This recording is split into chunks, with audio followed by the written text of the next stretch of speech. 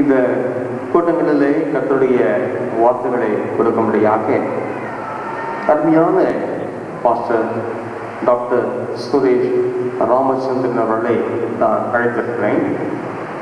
அவர்களை எனக்கு எப்படி பழக்கம் என்றால், நான் அக்டோபர் மாதம் ஸ்ரீலங்கா தேசத்திற்கு போயிருக்கும் பொழுது அவரை முதலாக நான் சந்தித்தேன். அதற்கு முன்பாக நாங்கள் சற்று அவர்களுடன் அறிந்திருந்தாலும் நான் அவர்களை அறிந்திருக்கிறேன் என்றாலும் கூட ஒருவருக்கு பேசக்கூடிய வாய்ப்பு அதிகமாக எனக்கு கடந்த அக்டோபரில் கிடைத்தது. அவரோடு நல்ல ஐக்கியம் கொள்ளக்கூடிய கிருபையும் கிடைத்தது. அது மட்டுமில்லாமல் அவர் கொடுத்த ஆழமான வேத பாடங்களையும் நான் கேட்டேன். அங்கு வந்திருந்த ஆயிரக்கணக்கான மக்கள் அதை கேட்டு ஆசீர்வாதம் பெற்றதை நான் உணர முடிந்தது. அவர் வேதம் முதலாக எழுதப்பட்ட அந்த மொழியான அரமிக், ஹீப்ரு, கிரேக் ஆகிய எல்லா மூல மொழிகளையும் அவர் கற்று அதிலிருந்து வருகிற சத்தியங்கள், ஆழமான காரியங்கள், அதாவது தேவனாலே உரைக்கப்பட்ட வார்த்தைகள் என்னென்ன பொருளை நேரடியாக கொடுக்கிறதோ அதிலிருந்து வேத பாடங்களை அவர் போதிக்கக்கூடிய கர்த்தருடைய தாசர். அதாவது நம்முடைய பேருக்கு தமிழ் வேதாகவும் ஆங்கிலத்திலிருந்து மொழிபெயர்க்கப்பட்டு அப்படி பல மொழிபெயர்ப்புகளாக வந்து வார்த்தைகள் மருவி காணப்படுகிறது. அதை குறித்து அவர்கள் பேசுவார்கள். ஆனால் அந்த மூல மொழிகளிலே கற்று தேர்ந்து அதிலே அருமையான ஒரு பைபிள் காலேஜை ஸ்ரீலங்கா தேசத்திலே கண்டி என்ற நகரத்திலே அவர்கள் வைத்திருக்கிறார்கள். கர்த்தருடைய ஆசிரியர் கொள்வதால் இலங்கை மட்டுமல்ல, உலகத்தின் பல நாடுகளுக்கு அவர்கள் கடந்து சென்று அவர்கள் தேவனுடைய வார்த்தைகளை அறிவித்து வருகிறார்கள். அவர் மூலமாக ஆயிரக்கணக்கான மக்கள் இயேசுவின் சுவிசேஷத்தை, சத்தியத்தை, ஆழமான ரகசியங்களை அறிந்திருக்கிறார்கள். அவர்கள் எழுதின ஒரு புத்தகம் முடிவில் உங்களுக்கு குறித்து நான் அறிவிப்பேன். அந்த புத்தகம் இன்றைக்கு விற்பனைக்கு வருகிறது. ஆகவே நீங்கள் எல்லாரும் அதை வாங்கிக் கொண்டு செல்லுங்கள். கர்த்தர் உங்களை ஆசீர்வதிப்பாராக. அவரோடு கூட அவருடைய மனைவி அருமையான சகோதரி வந்திருக்கிறார்கள். ஆகவே இப்பொழுது அருமையான பாஸ்டர் டாக்டர் சுரேஷ் அவர்களை இயேசுவின் நாமத்தில் வாழ்த்துக்களை வரவேற்கிறேன். இப்பொழுது அவருடைய எல்லா கலந்து வரவேற்கலாம்.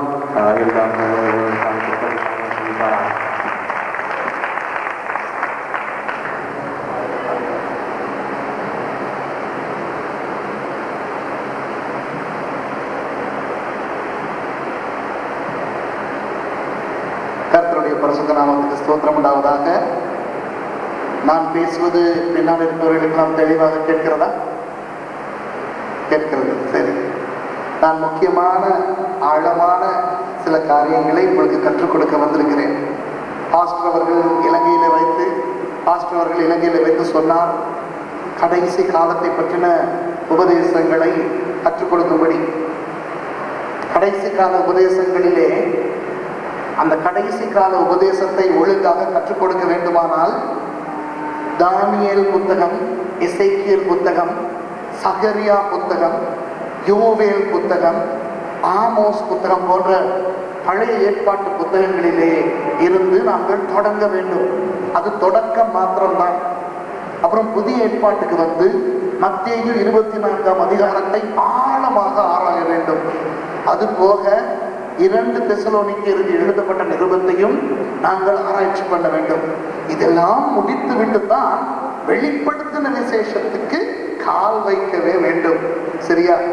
வெளிப்படுத்தின விசேஷத்தை நான் சபையிலே கற்றுக் கொடுக்க ஆரம்பித்து இப்பொழுது 1.5 வருஷங்கள் ஆகின்றன.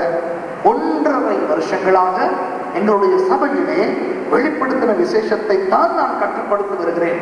முந்த நாள், அதாவது கடந்த ஞாயிற்றுக்கிழமை நான் எந்த இடத்திலே நிறுத்தினேன் தெரியுமா?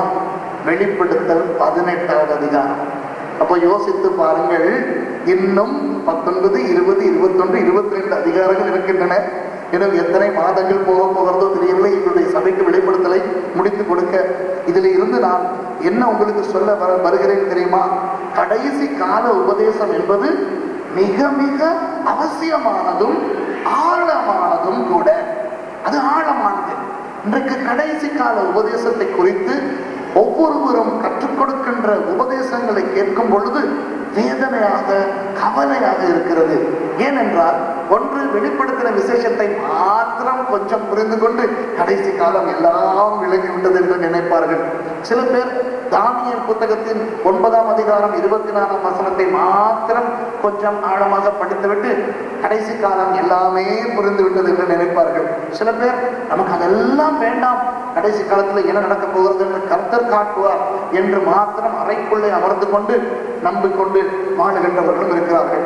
ஆகவே அன்பானவர்களே, பாஸ்டர் இடத்தில் சொல்லும் பொழுது கடைசி கால உபதேசத்தை கற்றுக் கொடுங்கள் என்று ஒரே அடியாக நான் சொன்னேன், முடியாது பாஸ்டர் என்று. ஏனென்றால் அது அவ்வளவு ஆழமானது. எதை கற்றுக் கொடுப்பது என்று எனக்கே தெரியாது. அது ஆழமானது, அவசியமானது மாத்திரமல்ல, எனக்கு மிகவும் பிடித்தது. ஏனென்றால் ஆண்டவருடைய கிருபையினால் நான் பழைய பாட்டு ஆராய்ச்சிகளை செய்யும் பொழுதும் சரி, இந்த கடைசி கால சத்தியங்களை குறித்த ஆராய்ச்சிகளை செய்யும் பொழுதும் சரி, ஆண்டவர் எனக்கு பல உண்மையான இடங்களுக்கு போய் அவற்றை பார்க்கின்ற சந்தர்ப்பங்களை எனக்கு எடுத்துக் கொடுத்தார். ஒரு உதாரணத்தை சொல்லுகிறேன். நேபுகாத்நேச்சார் தானியேல் புத்தகத்திலே அரண்மனை உப்பரிகையின் மேலே ஏறி நின்று கொண்டு இதோ நான் கட்டின பாபிலோன் என்று பெருமைப்பட்டான் அல்லவா? அதே இடத்துக்கு, அதே அரண்மனை உச்சிக்கு போய் அந்த இடத்துல நிற்பதற்கு ஆண்டவர் எனக்கு கிருபை கொடுத்தார். இப்ப யோசிங்கள், உதாரணமாக அதை குறித்து நான் பேசுவதென்றால் எவ்வளவு விலாவரியாக, எவ்வளவு உணர்ச்சி பூர்வமாக, எவ்வளவு ஆர்வத்தோடு நான் பேசுவேனா இருக்கும். அந்த ஒரு காரியத்தை மாத்திரம் நான் ஒரு 3 மணி நேரம் பேசினால், இப்படி பேசினால் கடைசி கால உபதேசத்திலே எதைத்தான் என்னால் முடிக்க முடியும் சொல்லுங்கள் பார்க்கலாம். ஆகவே நான் என்ன செய்தேன், வந்து வர முன்பு அன்று மாஸ்டர் சொன்னதிலே இருந்து கர்த்தரோடு போராடுகிறேன். ஞாயிற்றுக்கிழமை மாலையிலே தான் எனக்கு சொல்ல முடியும், ஆஹா நல்ல போராட்டத்தை போராடினேன், ஓட்டத்தை முடித்தேன் என்று. பாஸ்டருக்கு இன்றும் நான் சொன்னேன். நான் என்ன செய்தேன், என்னுடைய கொண்டு வந்த குறிப்புகளை எல்லாம் அறையிலேயே வைத்துவிட்டு பாஸ்டர் இடத்துல கேட்ட, எனக்கு வேறு பேப்பர் தாருங்கள் என்று அவர் ஒரு எக்ஸசைஸ் புக் கொடுத்தார். நான் அதிலே போய் என்ன செய்தேன், இன்றைக்கு இவ்வளவு தான் பேசுவேன் என்று என்னையே வரையறைக்கு உட்படுத்தி எழுதிவிட்டேன். நாளைக்குரியதை நான் எழுத தொடங்கி ஒரு பக்கத்தோடு நிறுத்திவிட்டேன். ஏன் தெரியுமா? ஆர்வ மிகுதியால் அதை அதிகம் இன்றைக்கு சொல்லி முடித்துவிட்டால் நாளைக்கு வேற ஏதாவது புதிதாக சொல்லலாமே என்கின்ற ஒரு ஒரு ஆர்வ மிகுதியால் கடைசியிலே நான் என்னுடைய வரையறையை மீறி விடுவேன். இப்போ நீங்கள் யோசிக்கலாம், பரவாயில்ல பாஸ்டர், வந்ததே வந்தீங்க, கொடுக்கறதெல்லாம் கொடுத்துட்டு போங்க என்று. ஆனால் ஒரு பிரச்சனை இருக்கிறது. இப்போ இந்தியாவுக்கு வந்திருக்கிறோம் ஒரு 5-10 நாட்களுக்கு. எல்லா இந்திய சாப்பாடும் சாப்பிட ஆசை. பொங்கலை போல தென்படுகின்ற உப்புமா கொண்டு வருவார்கள், உப்புமாவை போல தென்படுகின்ற பொங்கலை கொண்டு வருவார்கள். ஒரு நாள்லயே இந்த நிலைமை. எல்லா இந்தியா சாப்பாட்டையும் ஒரே நாள்ல சாப்பிட, 10 நாள்ல சாப்பிட முடியுமா? ஆசை இருக்கிறது, ஆனால் இடம் வேண்டுமே. எனக்குதான், எனக்கும் ஆசை தான். ரசத்தோட சாப்பிட, தயிரோட சாப்பிட. ஆகா, என்ன என்ன சாப்பிட பிறந்தவங்கப்பா நீங்க இந்தியர்கள், சாப்பிட பிறந்தவர்கள். நமக்கு ஒவ்வொரு நாள் காலையிலையும் அந்த பிளேட்டியும் பானம் தான். பிளேட்டியும் பானம், அடுத்த நாள் பானம் பிளேட்டியும், அடுத்த நாள் பிளேட்டியும் பானம். ஒரு வித்தியாசம் இருக்கணும் இல்லை? அதனால அதுபோல அன்பானவர்களே, உங்களுக்கு ஆசையா இருக்கலாம், எனக்கும் ஆசை. எல்லாவற்றையும் கொட்டி விட்டு போக கடைசியிலே ஒன்றுமே விளங்காமல் இருப்பதை விட கடைசி கால உபதேசத்தின் மிக முக்கியமான மாத்திரமல்ல, விளங்க கஷ்டமான, இப்படிப்பட்ட ஒரு பாடத்தின் மூலம் அல்லாது வேறு விதங்களிலே விளங்க கஷ்டமான சில விஷயங்களை மாத்திரம் நான் தேர்ந்தெடுத்திருக்கிறேன். அவற்றை நான் உங்கள் முன் வைக்கப் போகிறேன். நீங்கள் என்ன செய்ய போகிறீர்கள்? அதன் மூலம் தொடர்ந்து நீங்கள் கடைசி கால காரியங்களை கற்றுக்கொண்டு ஆசீர்வதிக்கப்பட வேண்டும். இதுதான் என்னுடைய ஆவல். ஆகவே நீங்கள் என்னை மன்னிக்க வேண்டும். கொஞ்சம் ஆழமான விஷயங்களையும் நான் சொல்லத்தான் போகிறேன். அதுதான் பாஸ்டர் கேட்டேன், ஐயோ பாஸ்டர், நீங்கள் இதை ஒளிப்பதிவு செய்கிறீர்களா என்று. அவர் வீடியோவையே கொண்டு வந்து ஒளிப்பதிவு செய்ய போகிறார். ஆகவே இதை மீள ஊழியக்காரர்கள் பார்த்து, அல்லது உங்களையும் பார்ப்பதற்கு வசதிகள் செய்து கொடுத்து, இந்த கஷ்டமான காரியங்களை கூட விளங்கிக் கொள்வதற்கு ஆவண செய்வார்கள். ஆகவே நான் கொஞ்சம் தைரியமாக இவற்றை கொண்டு போகிறேன் இந்த பாடத்தை. நான் வழக்கம் போல கடைசி கால உபதேசத்திலே இயேசு வருகிறார், இயேசு வருகிறார், இயேசு வருகிறார் என்று 30 முறை 30 வித்தியாசமான தொனிகளிலே சொல்ல போவதில்லை. வேறு விஷயங்களை நாங்கள் ஆராயப் போகிறோம். பல காரியங்கள் உங்களுக்கு ஏற்கனவே தெரிந்திருக்கலாம், பாவி தெரிந்து மிகுதி விளங்காமல் இருக்கலாம், அல்லது புத்தம் புதியனவையாக இருக்கலாம். நான் என்ன உங்களுக்கு அறிவுரையாக சொல்ல விரும்புகிறேன் என்றால், எழுதிக் கொள்ளுங்கள். முடிந்த அளவிலே நீங்கள் எழுதிக் கொள்ளுங்கள். நான் சொல்லுகின்ற காரியங்களை அவசரமாவது எழுதிக் கொள்ளுங்கள். பிற்பாடு இந்த ஒளிநாடாக்களை எடுத்து பாருங்கள், இவற்றை தியானியுங்கள். இதற்கு மேற்பட்ட அப்பாற்பட்ட காரியங்களை கூட கர்த்தர் உங்களுக்கு வெளிப்படுத்துவாராக. ஒரு வார்த்தை செவிப்போமா? அன்புள்ள ஆண்டவரே, நாங்கள் ஒரு மனுஷனுடைய உபதேசத்தை கேட்க வரவும் இல்லை, ஒரு மனுஷனுடைய பட்டத்தை, ஒரு மனுஷனுடைய ஆராய்ச்சியை, ஒரு மனுஷனுடைய வியாக்கியானத்தை கேட்க வரவில்லை. நாங்கள் வந்தது பரிசுத்த ஆவியானவர் எங்களுக்கு என்ன கற்றுக் கொடுக்கிறார் அதை கேட்பதற்கு வந்திருக்கிறோம். ஆகவே ஆண்டவரே, இதை பேச உங்களால் தெரிவு செய்யப்பட்ட பாத்திரமாகிய நான் முதலாவது என்னுடைய அறிவு, அனுபவம், ஞானம், திறமை, தாழ்ந்து எல்லாத்தையும் கட்டுகிறேன். நீங்கள் தானே என்னை பயன்படுத்தி எனக்கும் இங்க இருக்கின்ற எங்கள் எல்லாருக்கும் இந்த கடைசி நாட்களிலே உங்களுடைய ரகசியங்களை, மர்மங்களாக திகழும் காரியங்களை வெளிப்படுத்தி எங்களை ஆசீர்வதிப்பதன் மூலம் இந்த உலகத்துக்கு இன்னும் அதிகமாக சுவிசேஷத்தை கொண்டு செல்லக்கூடிய ஆற்றலையும் கொடுத்து, அந்த ஆர்வத்தையும் கொடுத்து, இயேசுனுடைய வருகையின் நாளிலே நாங்கள் சந்தோஷமாக பூரண மன நிறைவோடு எடுத்துக்கொள்ளப்பட எங்களுக்கு உதவி செய்யப்படி ஜெபிக்கிறேன்.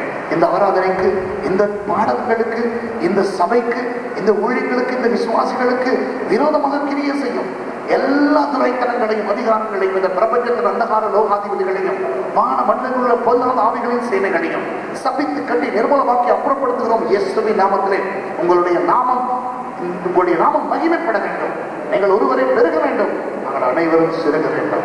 இயேசுவின் நாமத்தின் பிதாவே, ஆமென். இயேசு சீக்கிரம் வருகிறார். ஆமென். 2000 வருஷங்களாக ஊழியக்காரர்கள் சொல்லிக்கொண்டு, பிரகடனப்படுத்திக் கொண்டு, பிரசங்கம் பண்ணிக்கொண்டு வருவது இந்த செய்தியை தான். ஆனால் அந்த இயேசுவினுடைய தாமதத்தை காரணமாய் வைத்து பிசாசு நிறைய பேரை ஏமாற்றிக் கொண்டிருக்கிறான். ரட்சிக்கப்படாதவர்களை அல்ல, ரட்சிக்கப்பட்டவர்களுக்கு இயேசு வருகிறார் என்று நான் சின்ன காலத்திலே இருந்தே சொல்லிக் கொண்டிருக்கிறார்கள். ஆகவே நாங்கள் பாவத்தை செய்து மனம் திரும்புவோம் என்ற ஒரு துணிவை இன்றைக்கு நிறைய மக்களுக்கு பிசாசு கொடுத்திருக்கிறான். ஆகவே இன்றைக்கு நான் உங்களுக்கு சொல்ல விரும்புகிறது என்னவென்றால், உண்மையாகவே நாங்கள் கடைசி காலத்துக்குள்ளே வந்திருக்கிறோம் என்பதுதான். இதற்கு முன்னே 2000 வருஷங்களாக சொன்னார்கள் தான். ஆனால் இன்றைக்கு நாங்கள் சொல்வதற்கு பல காரணங்கள் இருக்கின்றன. இன்று நாங்கள் வாழும் கடைசி நாட்களாகும். கடைசி காலத்திலே இயேசு 2 வருகைகளாக வருகை தரப் போகிறார் என்பதும் எங்களுக்கு தெரியும். ஒன்றுதான் ரகசிய வருகை, அதற்குத்தான் சபை எடுத்துக் கொள்ளப்படுதல் என்று நாங்கள் சொல்லுகிறோம். இயேசு மத்திய ஆகாயத்துக்கு வருகிறார், மேகங்களின் மேலே அவர் வருகிறார். அவர் வரும் பொழுது கர்த்தருக்குள் மரித்தவர்கள் முதலாவது எழுந்திருப்பார்கள். அப்புறம் உயிரோடு இருக்கின்ற நாமும் மறுரூபமாக்கப்பட்டு அவரோடு எடுத்துக் கொள்ளப்படுவோம். இதற்கு ஆங்கிலத்திலே ராப்சர் என்று சொல்லப்படுகின்றது. இப்படி இயேசுவை மத்திய ஆகாயத்திலே சந்திக்கின்ற நாங்கள் அப்படியே எடுத்துக் கொள்ளப்பட்டு பரலோகத்துக்கு போகிறோம். அதற்கு பிறகு 7 வருஷங்கள் பரலோகத்திலே சபையாகிய மனவாட்டி பரிசுத்தமாக்கப்பட்டு தயார்படுத்தப்படுகிற அதே நேரத்திலே இந்த பூமியிலே 7 வருஷங்கள் உபத்திரவ காலம் நடைபெறும். முதல் 3.5 வருஷமும் அந்தி கிறிஸ்துவானவன் யூதர்களோடு உடன்படிக்கை பண்ணிக்கொண்டு அந்த இஸ்ரவேல் ஜனங்களாகிய யூதர்களை தங்கள் தேவனை ஆராதிக்க அனுமதித்து அவன் இந்த உலகத்துக்குள்ளே ஒரு பொறியான சமாதானத்தை கொண்டு வருவான். இன்றைக்கு பாருங்கள், உலகத்திலே சமாதானம் சமாதானம் சமாதானம் என்று ஏங்கி தவித்துக் கொண்டிருக்கிறார்கள். எங்கு பார்த்தாலும் யுத்தம். ஆகவே சமாதானத்தை கொண்டு வருவதன் மூலம் இந்த அந்தி கிறிஸ்து ஒரு பெரிய தலைவனாக, இந்த உலகத்தின் தலைவனாக வருவான். அப்படி வருகிறவன் 3.5 வருஷங்கள் முடிந்த பிற்பாடு அவனுடைய புத்தியை காட்ட ஆரம்பிப்பான். கடைசி 3.5 வருஷமும் பயங்கரமாக இருக்கும். அந்த மொத்த 7 வருஷங்கள் முடிவடைந்த பிறகு இயேசு திருமணம் முடிந்தவராக அவர் அப்படி இந்த பூமிக்கு 2வது வருகையிலே வருவார். அப்படி அவர் வந்து மெகிடோ என்ற பள்ளத்தாக்கிலே ஒரு பெரிய யுத்தம் நடைபெறும். அந்த யுத்தத்தின் போது அந்த கிறிஸ்துவும் அவனுடைய அத்தனை சேனைகளும் மடிவார்கள். அந்த மெகிடோ பள்ளத்தாக்கில் நடைபெறும் யுத்தம் என்ற அர்த்தத்தை குறிக்கின்ற சொல் அர்மகெதோன். தமிழிலே ஆர்மகெதோன் என்று நாங்கள் சொல்லலாம். மெகிடோ பள்ளத்தாக்கின் யுத்தம் அர்மகெதோன். ஆகவே ஆர்மகெதோன் யுத்தத்தின் பிற்பாடு இயேசு இந்த உலகத்திலே வந்து 1000 வருஷ அரசாட்சியை இந்த உலகத்திலே நிலைநாட்ட போகிறார். அதற்கு பிறகு கொஞ்ச காலத்துக்கு அந்த 1000 வருஷங்களாக கட்டப்பட்டு வைக்கப்படும் சாத்தான் விடுவிக்கப்பட்டு பிற்பாடு அவன் அப்படியே பிடிக்கப்பட்டு நரகத்திலே தள்ளப்படுவான். இவற்றை ஏன் இவ்வளவு வேகமாக நான் சொன்னேன் என்றால், இவற்றை நான் ஆழமாக ஆராய போவதில்லை. இன்றைக்கு நான் தொடங்க போவது எதிலே தெரியுமா? இயேசுவினுடைய வருகை. இந்த பாடத்திலே இயேசுவினுடைய வருகை என்று நான் குறிப்பிடுவது அவருடைய ரகசிய வருகை, அவருடைய முதலாவது வருகை, அவருடைய சபையினுடைய எடுத்துக் கொள்ளப்படுதல் நடைபெறும் அந்த வருகையை தான் நான் குறிக்க போகிறேன். இந்த இயேசு எப்பொழுது வரப்போகின்றார், இதை குறித்து இயேசுவுக்கும் ஆர்வம் இருந்தது, அவருடைய சீஷர்களுக்கும் ஆர்வம் இருந்தது, எங்களுக்கும் அந்த ஆர்வம் இருக்கிறது. ஒரு தடவை இயேசுவிடத்துல கேட்ட பொழுது, எப்பொழுது வருவீர்கள் என்று இயேசு சொன்னார், அதை யாருமே அறியார்கள், மனுஷகுமாரனும் அறியார் என்று. இதை பார்த்து கொண்டு சிலர் நினைக்கிறார்கள் இயேசுவுக்கே தெரியாது தான் எப்பொழுது வருகிறார் என்று. அது அப்படி அல்ல. இயேசு இந்த உலகத்திலே வாழ்ந்த 33.5 வருஷங்களிலே அவர் 100% மனுஷனாக இருந்தார். அதே நேரம் 100% தேவனாக இருந்தார். 100% மனுஷனாக இருந்தவர். பிலிப்பியர் 2ஆம் அதிகாரம் சொல்லுகிறது, தன்னை தாழ்த்தினாராம், சிலுவையின் மரண பரியந்தமும். அப்படி அவர் தாழ்த்தி மனுஷனாக இருந்த அந்த மனுஷகுமாரனுக்கு தேவகுமாரனாகிய இயேசு எப்பொழுது வரப்போகிறார் என்று தெரியாது. புரிகிறதா? ஆனால் தேவகுமாரனாகிய இயேசு முக்காலத்தையும் அறிந்தவர். அவர் நேற்றும் இன்றும் என்றும் மாறாதவர். புதிய ஏற்பாட்டை வாசிக்கும் பொழுது, படிக்கும் பொழுது, இயேசு பேசுகின்ற காரியங்களை நாங்கள் பார்க்கும் பொழுது, இயேசு தேவனாக பேசுகிறாரா மனுஷனாக பேசுகிறாரா என்று ஆராய்வது ரொம்ப ரொம்ப முக்கியம். ஆகவே இயேசுவை சிறுமைப்படுத்தி அவர் வரப்போவது எப்பொழுது என்று அவருக்கே தெரியாதே, ஆகவே அவர் தேவன் அல்ல என்று வாதாடுகின்ற யெகோவாவின் சாட்சிக்காரர்களை போல கள்ள உபதேசங்களாய் கிறிஸ்தவர்கள் மாறிவிடக் கூடாது. அந்த சந்தேகமே நமக்கு வேண்டாம். அவர் மனுஷனாக அவர் பதிலை சொல்லுகிறார். எனக்கு தெரியாது என்று அவர் சொல்லவில்லை. பாருங்க, அவர் என்ன சொல்லுகிறார்? மனுஷகுமாரனுக்கே தெரியாது, ஆனா தேவகுமாரனுக்கு தெரியும். அது போல இந்த ஆர்வம் எங்களுக்கு இருக்கிறது, நியாயம்தான். ஆனால் இந்த ஆர்வம் மிகுதியே சில கள்ள உபதேசங்களையும் உருவாக்கிவிட்டது என்பதும் உண்மைதான். நாங்கள் சரித்திரத்தை பார்த்தால் கிட்டத்தட்ட ஒரு 6000-7000 மேசியாக்கள் இதுவரை வந்து விட்டார்கள் சரித்திரத்திலே. இதோ இயேசு வந்து விட்டார், அதோ இயேசு வந்து விட்டார் என்று நம்பினவர்கள் ஆயிரக்கணக்காக இருக்கிறார்கள். இப்போ சில வருஷங்களுக்கு முன்னாலே கலிபோர்னியாவிலே கூட ஒரு 40 பேர் அப்படியே தீக்குளித்து கொண்டு செத்தார்கள். ஏனென்றால் இயேசு வருகின்ற நாளிலே, வர வேண்டிய நாளிலே அவர் வரவில்லை.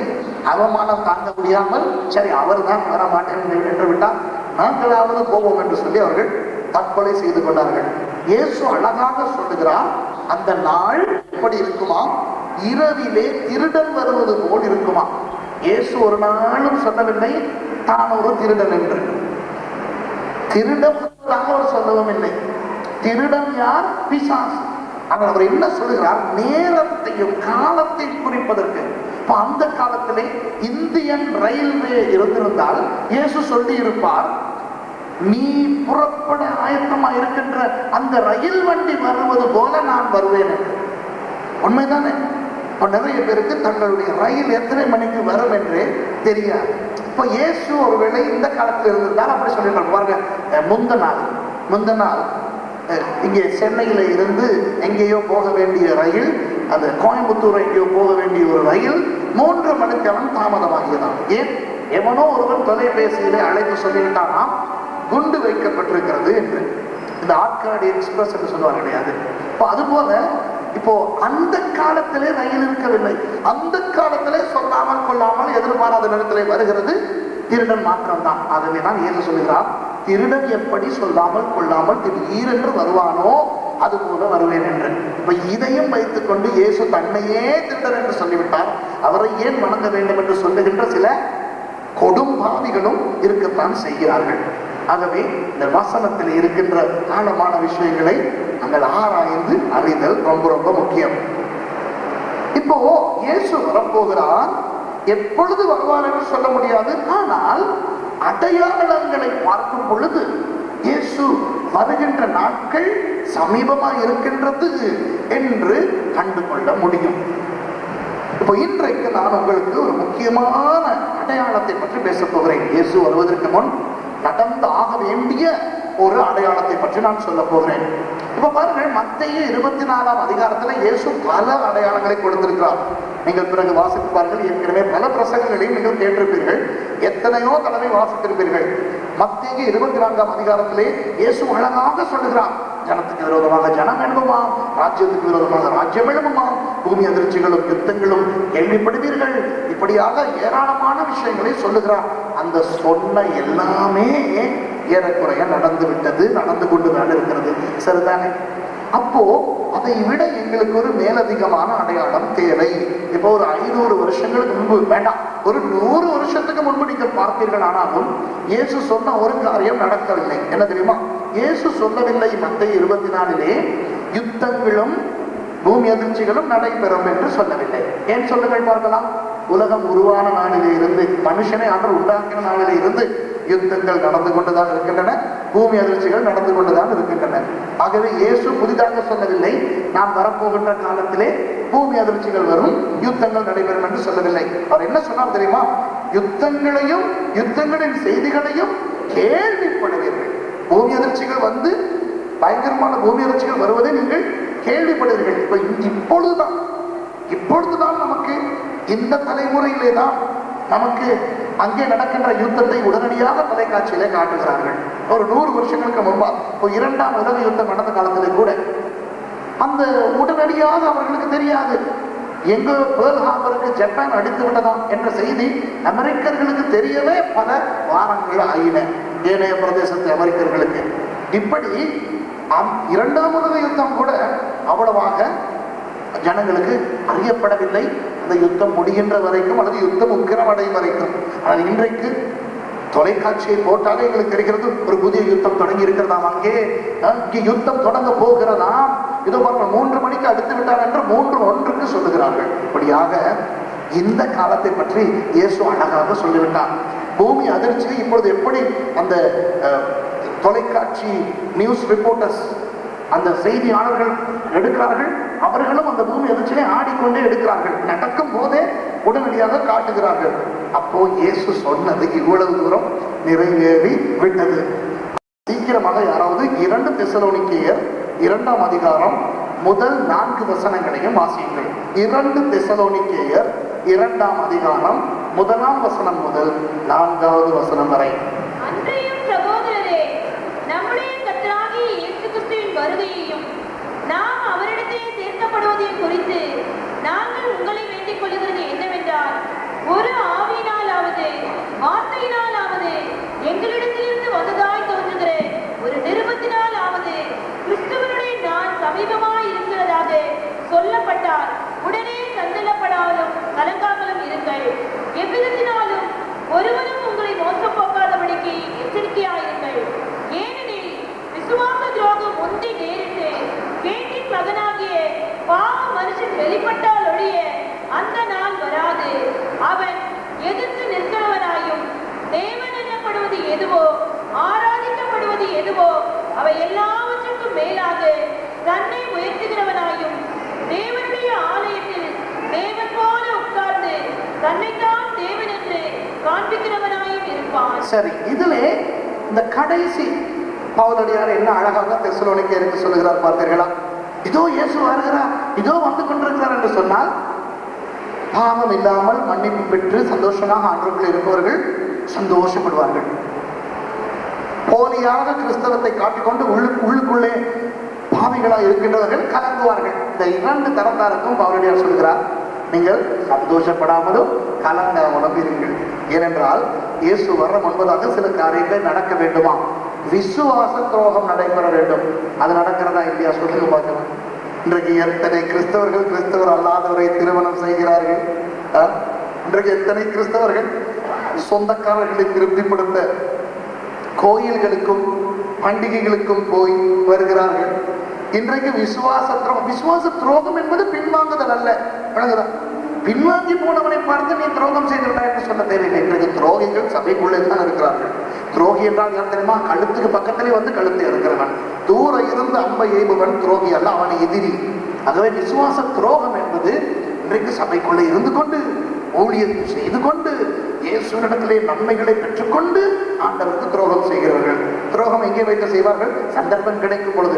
சபைக்குள்ளே துரோகம் செய்ய சந்தர்ப்பம் கிடைக்குமா சொல்லுங்க பார்க்கலாம். சந்தர்ப்பம் எங்கே கிடைக்கும்? சொந்தக்காரர்கள் மாநாடு நடத்தும் போது, யாருக்காவது சொந்தத்திலே கல்யாணம் வரும்போது, அடுத்து நம்முடைய பிள்ளைக்கு ஒரு கல்யாணம் வரும்போது, கிறிஸ்தவர்கள் மத்தியிலே மணமகன் இல்லையே மணமகள் இல்லையே, சொந்தத்திலே உறவிலே ஒன்று இருக்கிறது. ஆனால் அவர்கள் அவ்வளவாக அவர்கள் ஆண்டவரை ஏற்றுக்கொண்டவர்கள் அல்ல. இப்படிப்பட்ட துரோகங்கள் நடக்கின்றன. இப்பொழுது நடக்கின்றன தானே, இந்தியாவில் நடக்கின்றன நினைக்கிறேன். இந்த சபையிலே நடக்காமல் இருக்கலாம், அதுக்காக இந்தியாவில் நடக்கவில்லை என்று நினைக்காதீர்கள். பயங்கரமாக நடக்கிறது.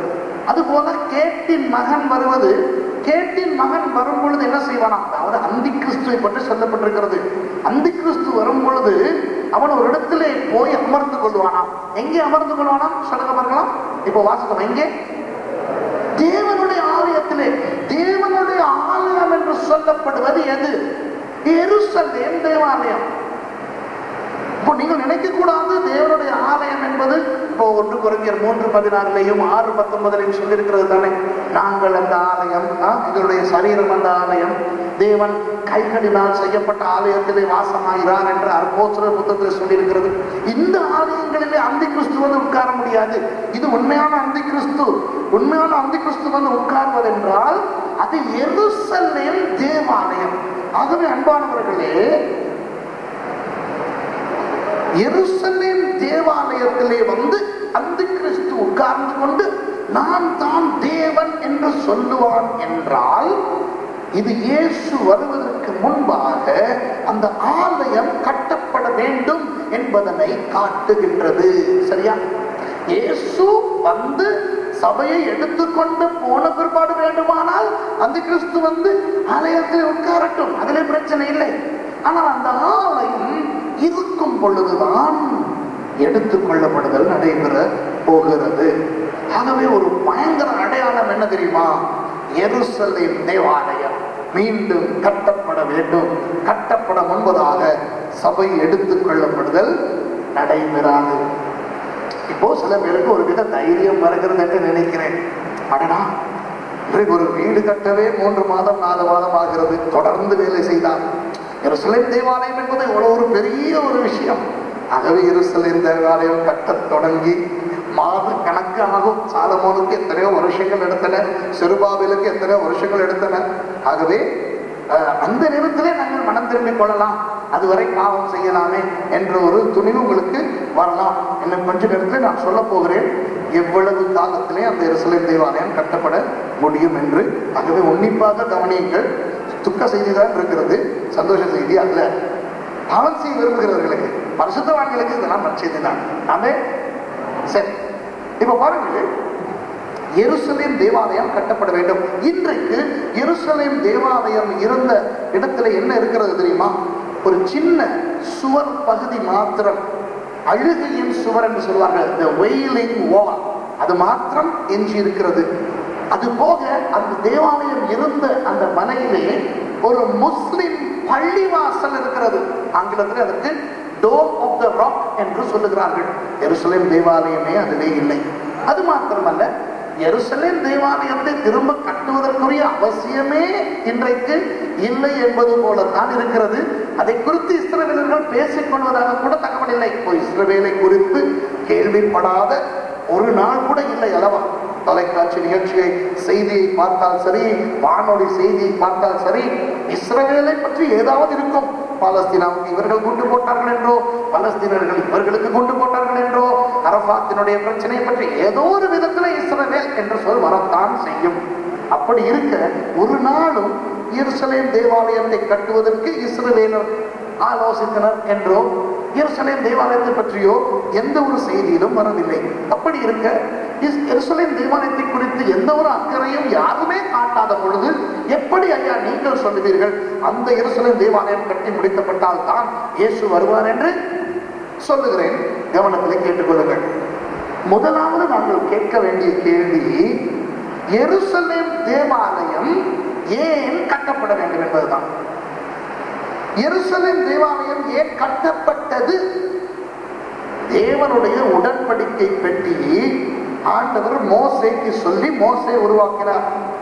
அந்த உடன்படிக்கை பெட்டியை உருவாக்கினது ஏன் என்றால், இஸ்ரவேல் ஜனங்களுக்கும் ஆண்டவருக்கும் இடையிலே இருக்கின்ற உடன்படிக்கையை ஞாபகப்படுத்த. அந்த பெட்டிக்குள்ளே வைக்கப்பட்டன 3 பொருட்கள். ஒன்று ஆரோனுடைய தொழிற்த கோல், 2 ஒரு சொட்டு மன்னா. அந்த பாலைவனத்தில் வரும் பொழுது மன்னா விழுந்து அவர்கள் சாப்பிட்டார்களே, அந்த மன்னாவிலே கொஞ்சம். 3வது, மோசே 2வது தடவை சீனாய் மலைக்கு மேலே ஏறி 10 கற்பனைகளை எழுதி கொண்டு வந்தாரே, 2 கற்பலகைகள். அந்த கற்பலகைகள் 2. அது ஏன் முதலாம் தடவை கொண்டு வந்த கற்பலகைகளை வைக்கவில்லை? அதைத்தான் அவர் கீழே போட்டு உடைத்து ஜனங்கள் எல்லாம் செத்தார்களே. இப்போ 2வது தடவை அவர் போய் எடுத்து தன்னுடைய கையால், மோசேயினுடைய கையால் எழுதியது, தேவனுடைய கையால் எழுதியதை தான் உடைத்தார். இப்போ தன்னுடைய கையால் எழுதியது அந்த உடன்படிக்கை பெட்டிக்குள்ளே வைக்கப்பட்டது. அந்த உடன்படிக்கை பெட்டியை செய்தவர் மோசே. அதுக்குள்ளே இருந்த அந்த துளிர்த்த கோலும் ஆரோனுடைய கோலா இருந்தாலும் அது மோசேயினுடைய கோல். மோசே நிமித்தமாகத்தான் அந்த மன்னா வானத்திலிருந்து கிடைத்தது.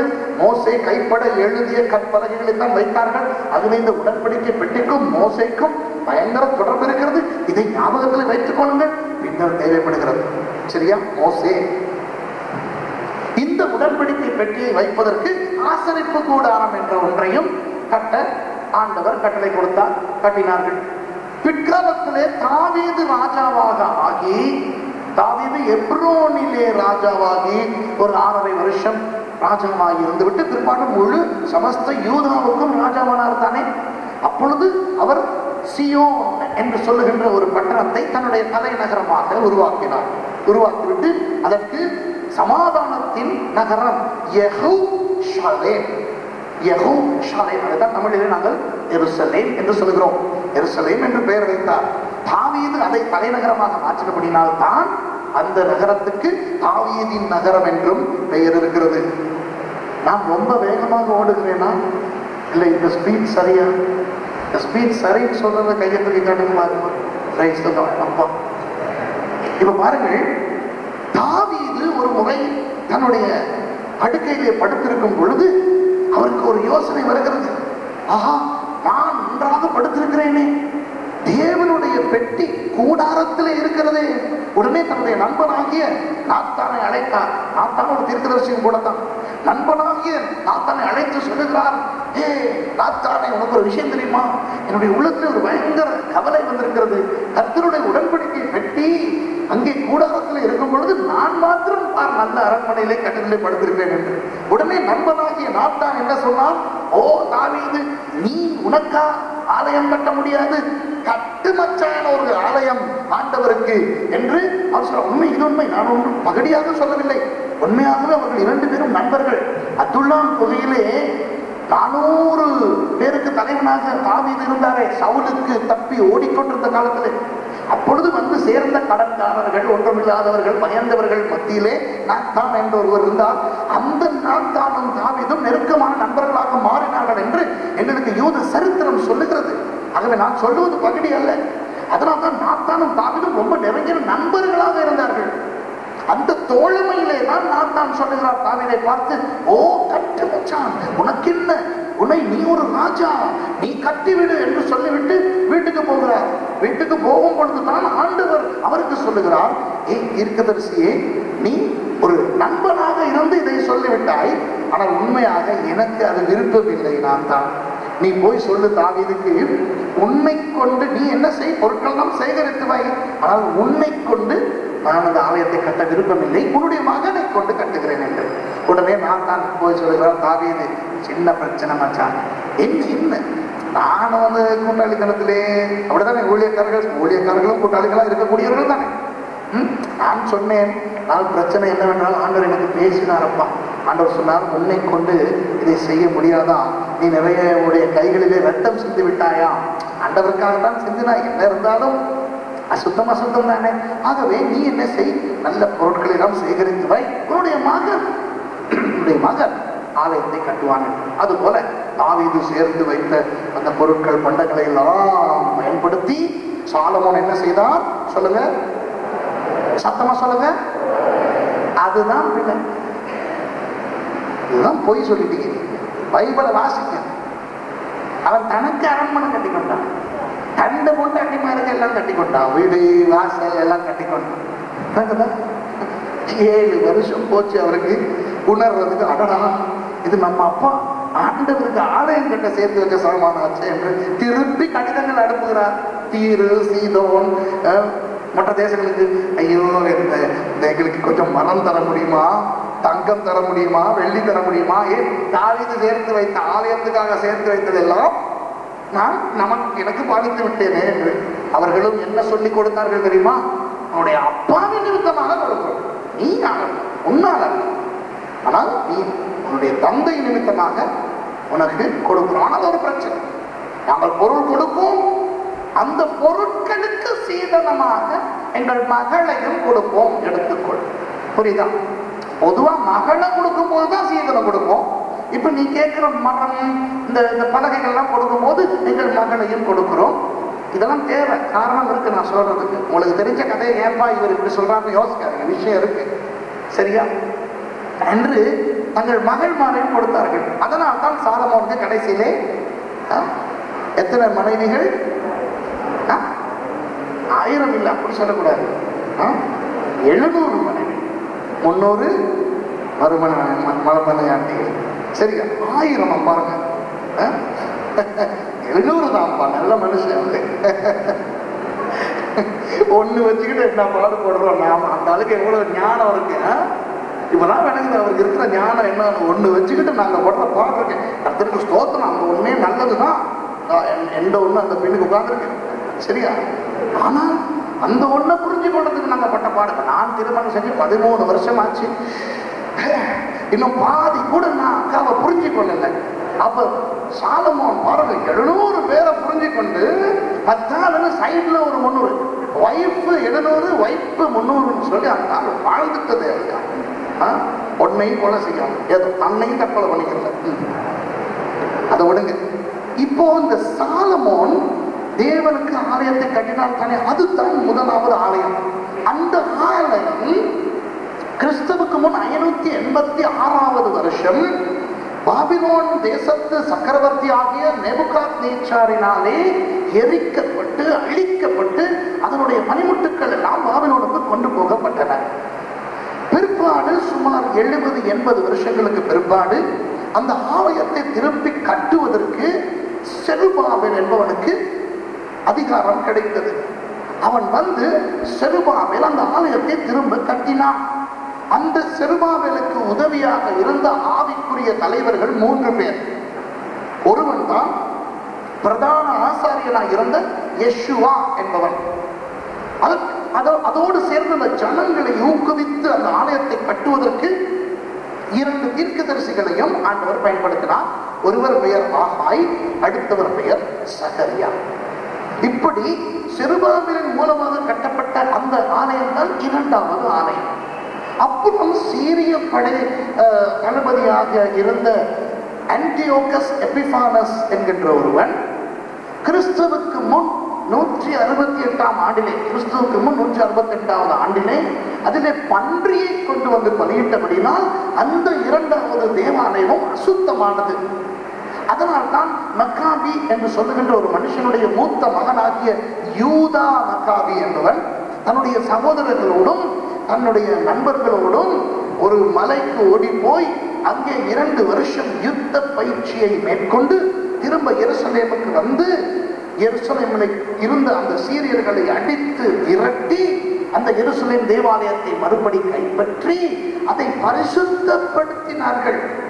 அந்த எருசலேம் தேவாலயத்தை அவர்கள் பரிசுத்தப்படுத்தி அவர்கள் ஹனுக்கா என்ற ஒரு பண்டிகையை டிசம்பர் மாதம் 25ஆம் தேதி ஒழுங்கு செய்தார்கள். ஹனுக்கா என்ன சாமா? ஹனுக்கா என்ற பண்டிகை கிறிஸ்துவுக்கு முன் 162ஆம் ஆண்டு அவர்கள் அதை செய்தார்கள். நான் சொல்லுகின்ற காரியங்கள் வேகமாகத்தான் போகின்றன எனக்கு தெரியும், கோபித்துக் கொள்ள வேண்டாம், முடிந்த அளவு எழுதிக் கொள்ளுங்கள். இதை இந்த விஷயங்களை புரிந்து கொள்ளாவிட்டால் கூட பரவாயில்லை, தேவாலயத்தை பற்றி சில விஷயங்களை நான் சொல்லித்தான் ஆக வேண்டும். அந்த ஹனுக்கா பண்டிகை டிசம்பர் மாதம் 25ஆம் தேதி விழுந்தது. பிற்காலத்திலே சாம்ராஜ்யமாக மாறிய ரோம சாம்ராஜ்யம் அந்த திகதியை எடுத்து தங்களுடைய சூரிய தெய்வத்துக்கு நமஸ்காரம் பண்ணுகின்ற ஒரு நாளாக மாற்றிக்கொண்டார்கள். எப்போ? இது டிசம்பர் 25. டிசம்பர் 25 முதல் எந்த பண்டிகையா? யூத பண்டிகை. தேவ ஆலயத்தை சுத்திகரித்த நாளை கொண்டாடுகின்ற பண்டிகை. அது பிற்பாடு ரோமர்களுடைய சூரிய தெய்வத்தினுடைய ஒரு பண்டிகையாக மாறியது. அதைத்தான் கிறிஸ்துவுக்கு பின் 312 கிறிஸ்தவனாய் மாறிய கான்ஸ்டன்டைன் என்ற ராஜா இயேசுவின் பிறந்த நாளாக பிரகடனம் செய்தான். அதுல இருந்து கிறிஸ்துமஸ் டிசம்பர் 25ஆம் ஆண்டு 25ஆம் தேதி என்று வந்தது. மற்றபடி இயேசு டிசம்பர் 25ஆம் தேதி பிறக்கவில்லை. அவர் என்றைக்கு பிறந்திருந்தால் நமக்கு என்ன? ஒரு நாள் இருக்கிறது, கொண்டாடி விட்டு போகும், அவ்வளவுதானே. என்ன சொல்றீங்க? அதுல ஒரு பிரச்சனை. நிறைய பேர் கேட்பார்கள், இயேசு டிசம்பர் 25 பிறந்தாரா? இல்லை, யாருக்கு தெரியும்? அப்ப ஏன் கொண்டாடுறீங்க? அட ஏதாவது ஒரு நாள் கொண்டாடி, மார்ச் 18 கொண்டாடினாலும் இதுதான் கேட்க போறாங்க. அப்புறம் ஆகவே இது இப்படி ஒரு சரித்திரம் இருக்கிறது. இந்த ஆலயம் பிற்காலத்திலே பீனிஷியர்களால் தாக்கப்பட்டு கொஞ்சம் பழுதடைந்தது. பழுதடைந்த அந்த ஆலயத்தை ஏரோது மன்னன், ஏரோது புதிய ஏற்பாட்டில் காணப்பட்டார்கள் ஏரோதுக்கள். ஏரோது அக்ரிப்பா, பெரிய ஏரோது, ஏரோது அந்திப்பா. ஏரோது என்ற அந்த தலைப்போடு வந்த அந்த அரசர்களில் ஒருவன் என்ன செய்தான்? இந்த தேவாலயத்தை திருத்த ஆரம்பித்தான். கிறிஸ்துவுக்கு முன் 4ஆம் ஆண்டிலேயே அவன் திருத்த வேலைகளை ஆரம்பித்தான். ஆனால் அது முடித்தது எப்பொழுது தெரியுமா? கிறிஸ்துவுக்கு பின் 68ஆம் ஆண்டிலே. அதனால் தான் இயேசுவின் காலத்திலே, அல்லது புதிய ஏற்பாட்டிலே, எருசலேம் தேவாலயத்துக்கு ஏரோதின் தேவாலயம் என்று பெயர். ஹெரட்ஸ் டெம்பிள். ஏரோது அதை திருத்தினபடினார் 68ஆம் ஆண்டிலே திருத்தி முடிக்கப்பட்டது. இந்த ஆலயத்துக்குள்ளே தான் புறா விற்கிறவர்கள், காசுக்காரர்கள் எல்லாவரையும் இயேசு சாட்டை கொண்டு அடிக்கிறார் தெரியுமா? அது இந்த ஆலயத்துக்குள்ளே தான். கடைசியிலே கிறிஸ்துவுக்கு பின் 70ஆம் ஆண்டிலே தீத்து டைட்டஸ் என்று சொல்லுகின்ற ஒரு ரோம அதிகாரி, ஜெனரல், எருசலேமுக்குள்ளே வந்து எருசலேமை தாக்கி அழித்த பொழுது முழுக்க அந்த ஆலயத்தை அழித்து விட்டான். அதை தான் தீர்க்க தரிசனமாக இயேசு சொன்னார். கழுதையின் மேலே வரும் பொழுது, எருசலேமே உனக்காக நீ கண்ணீர் சிந்து, இந்த ஒரு கல்லின் மேல் ஒரு கல் இல்லாதபடிக்கு இது இல்லாமல் போகும் என்றாம் சொன்னாரே, அது நடந்தது கிறிஸ்துவுக்கு பின் 70ஆம் ஆண்டிலே. அதாவது கிறிஸ்துவுக்கு பின் 30ஆம் ஆண்டிலே இயேசு சிலுவையிலே அறையப்பட்டார். 33 அல்ல, அதை பற்றி பேச எங்களுக்கு நேரம் கிடையாது. 30ஆம் ஆண்டிலே சரியாக 40 வருஷங்களுக்கு பிறகு அந்த ஆலயம் இல்லாமல் போனது. இப்போது தேவாலயங்களை பற்றி ஒரு பெரிய சரித்திரத்தையே சொல்லிவிட்டேன். அந்த நாடிலே இருந்து எருசலேம் தேவாலயமே கிடையாது. ஆனால் இந்த தேவாலயம் இருந்த நாட்களிலே தேவாலயம் தான் இஸ்ரவேலிலே ஒரு முக்கியமான இடத்தை வகித்த ஒரு முக்கியமான இடம். தேவாலயம் இல்லாத ஒரு இஸ்ரவேலை தாவீதுக்கு பிறகு கற்பனை செய்து கூட பார்க்க முடியாது. அதற்கு முன்னே வேண்டுமானால் ஆசரிப்பு கூடாரத்தோடு திருப்திப்படலாம். ஆனால் தாவீதின் காலத்துக்கு பிறகு எருசலேம் தேவாலயம் இல்லாத ஒரு யூதா ராஜ்யத்தை கற்பனை பண்ணவே முடியாது. அந்த நேபுகாத்நேச்சார் பாபிலோனுக்கு யூதர்களை எடுத்துக்கொண்டு போனார் என்று சொன்னேனே, எருசலேம் தேவாலயத்தை இல்லாமலாக்கிவிட்டு அங்கே 70 வருஷங்கள் அவர்கள் அடிமைகளாக இருந்தார்கள். எங்கே? பாபிலோனிலே. அப்பொழுது எருசலேம் தேவாலயம் இல்லை. அதற்கு பதிலாகத்தான் அந்த பாபிலோனிலே அந்த யூதர்கள் ஒரு 15 குடும்பங்கள் இருக்கக்கூடிய ஒரு இடத்திலே ஜெப ஆலயம் என்ற ஒன்றை உருவாக்கினார்கள்.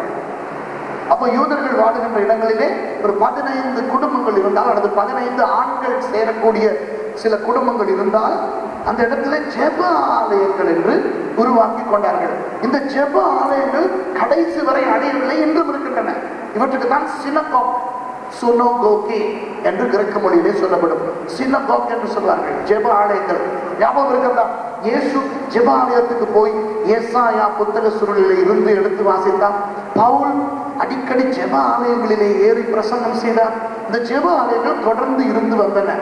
பிற்பாடு செருபாபேல் மூலமாக அந்த 2ஆம் ஆலயம் கட்டப்பட்டாலும் இந்த ஜெப ஆலயங்கள் இருக்கத்தான் செய்தன.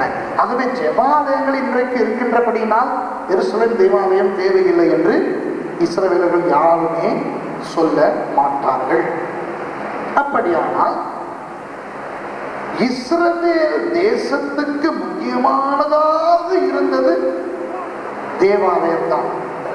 மே 14, 1948, மே 14, 1948 உங்களுக்கு ஆகஸ்ட் 15 எப்படி முக்கியமோ அதுபோல இஸ்ரவேலுக்கு நான் சொன்ன திகதி முக்கியம். உங்களுக்கு சுதந்திரம் வந்தது ஆகஸ்ட் 15, அப்படிதானே? 1947. அதற்கு ஒரு சில மாதங்களுக்கு பிறகு 1948 மே மாதம் 14ஆம் தேதியிலே இஸ்ரவேல் என்ற ஒரு தேசம் உருவானது. இஸ்ரவேல் தேசம் உருவாகி இன்று வரை அது ஒரு நாடாக இருந்து வருகிறது.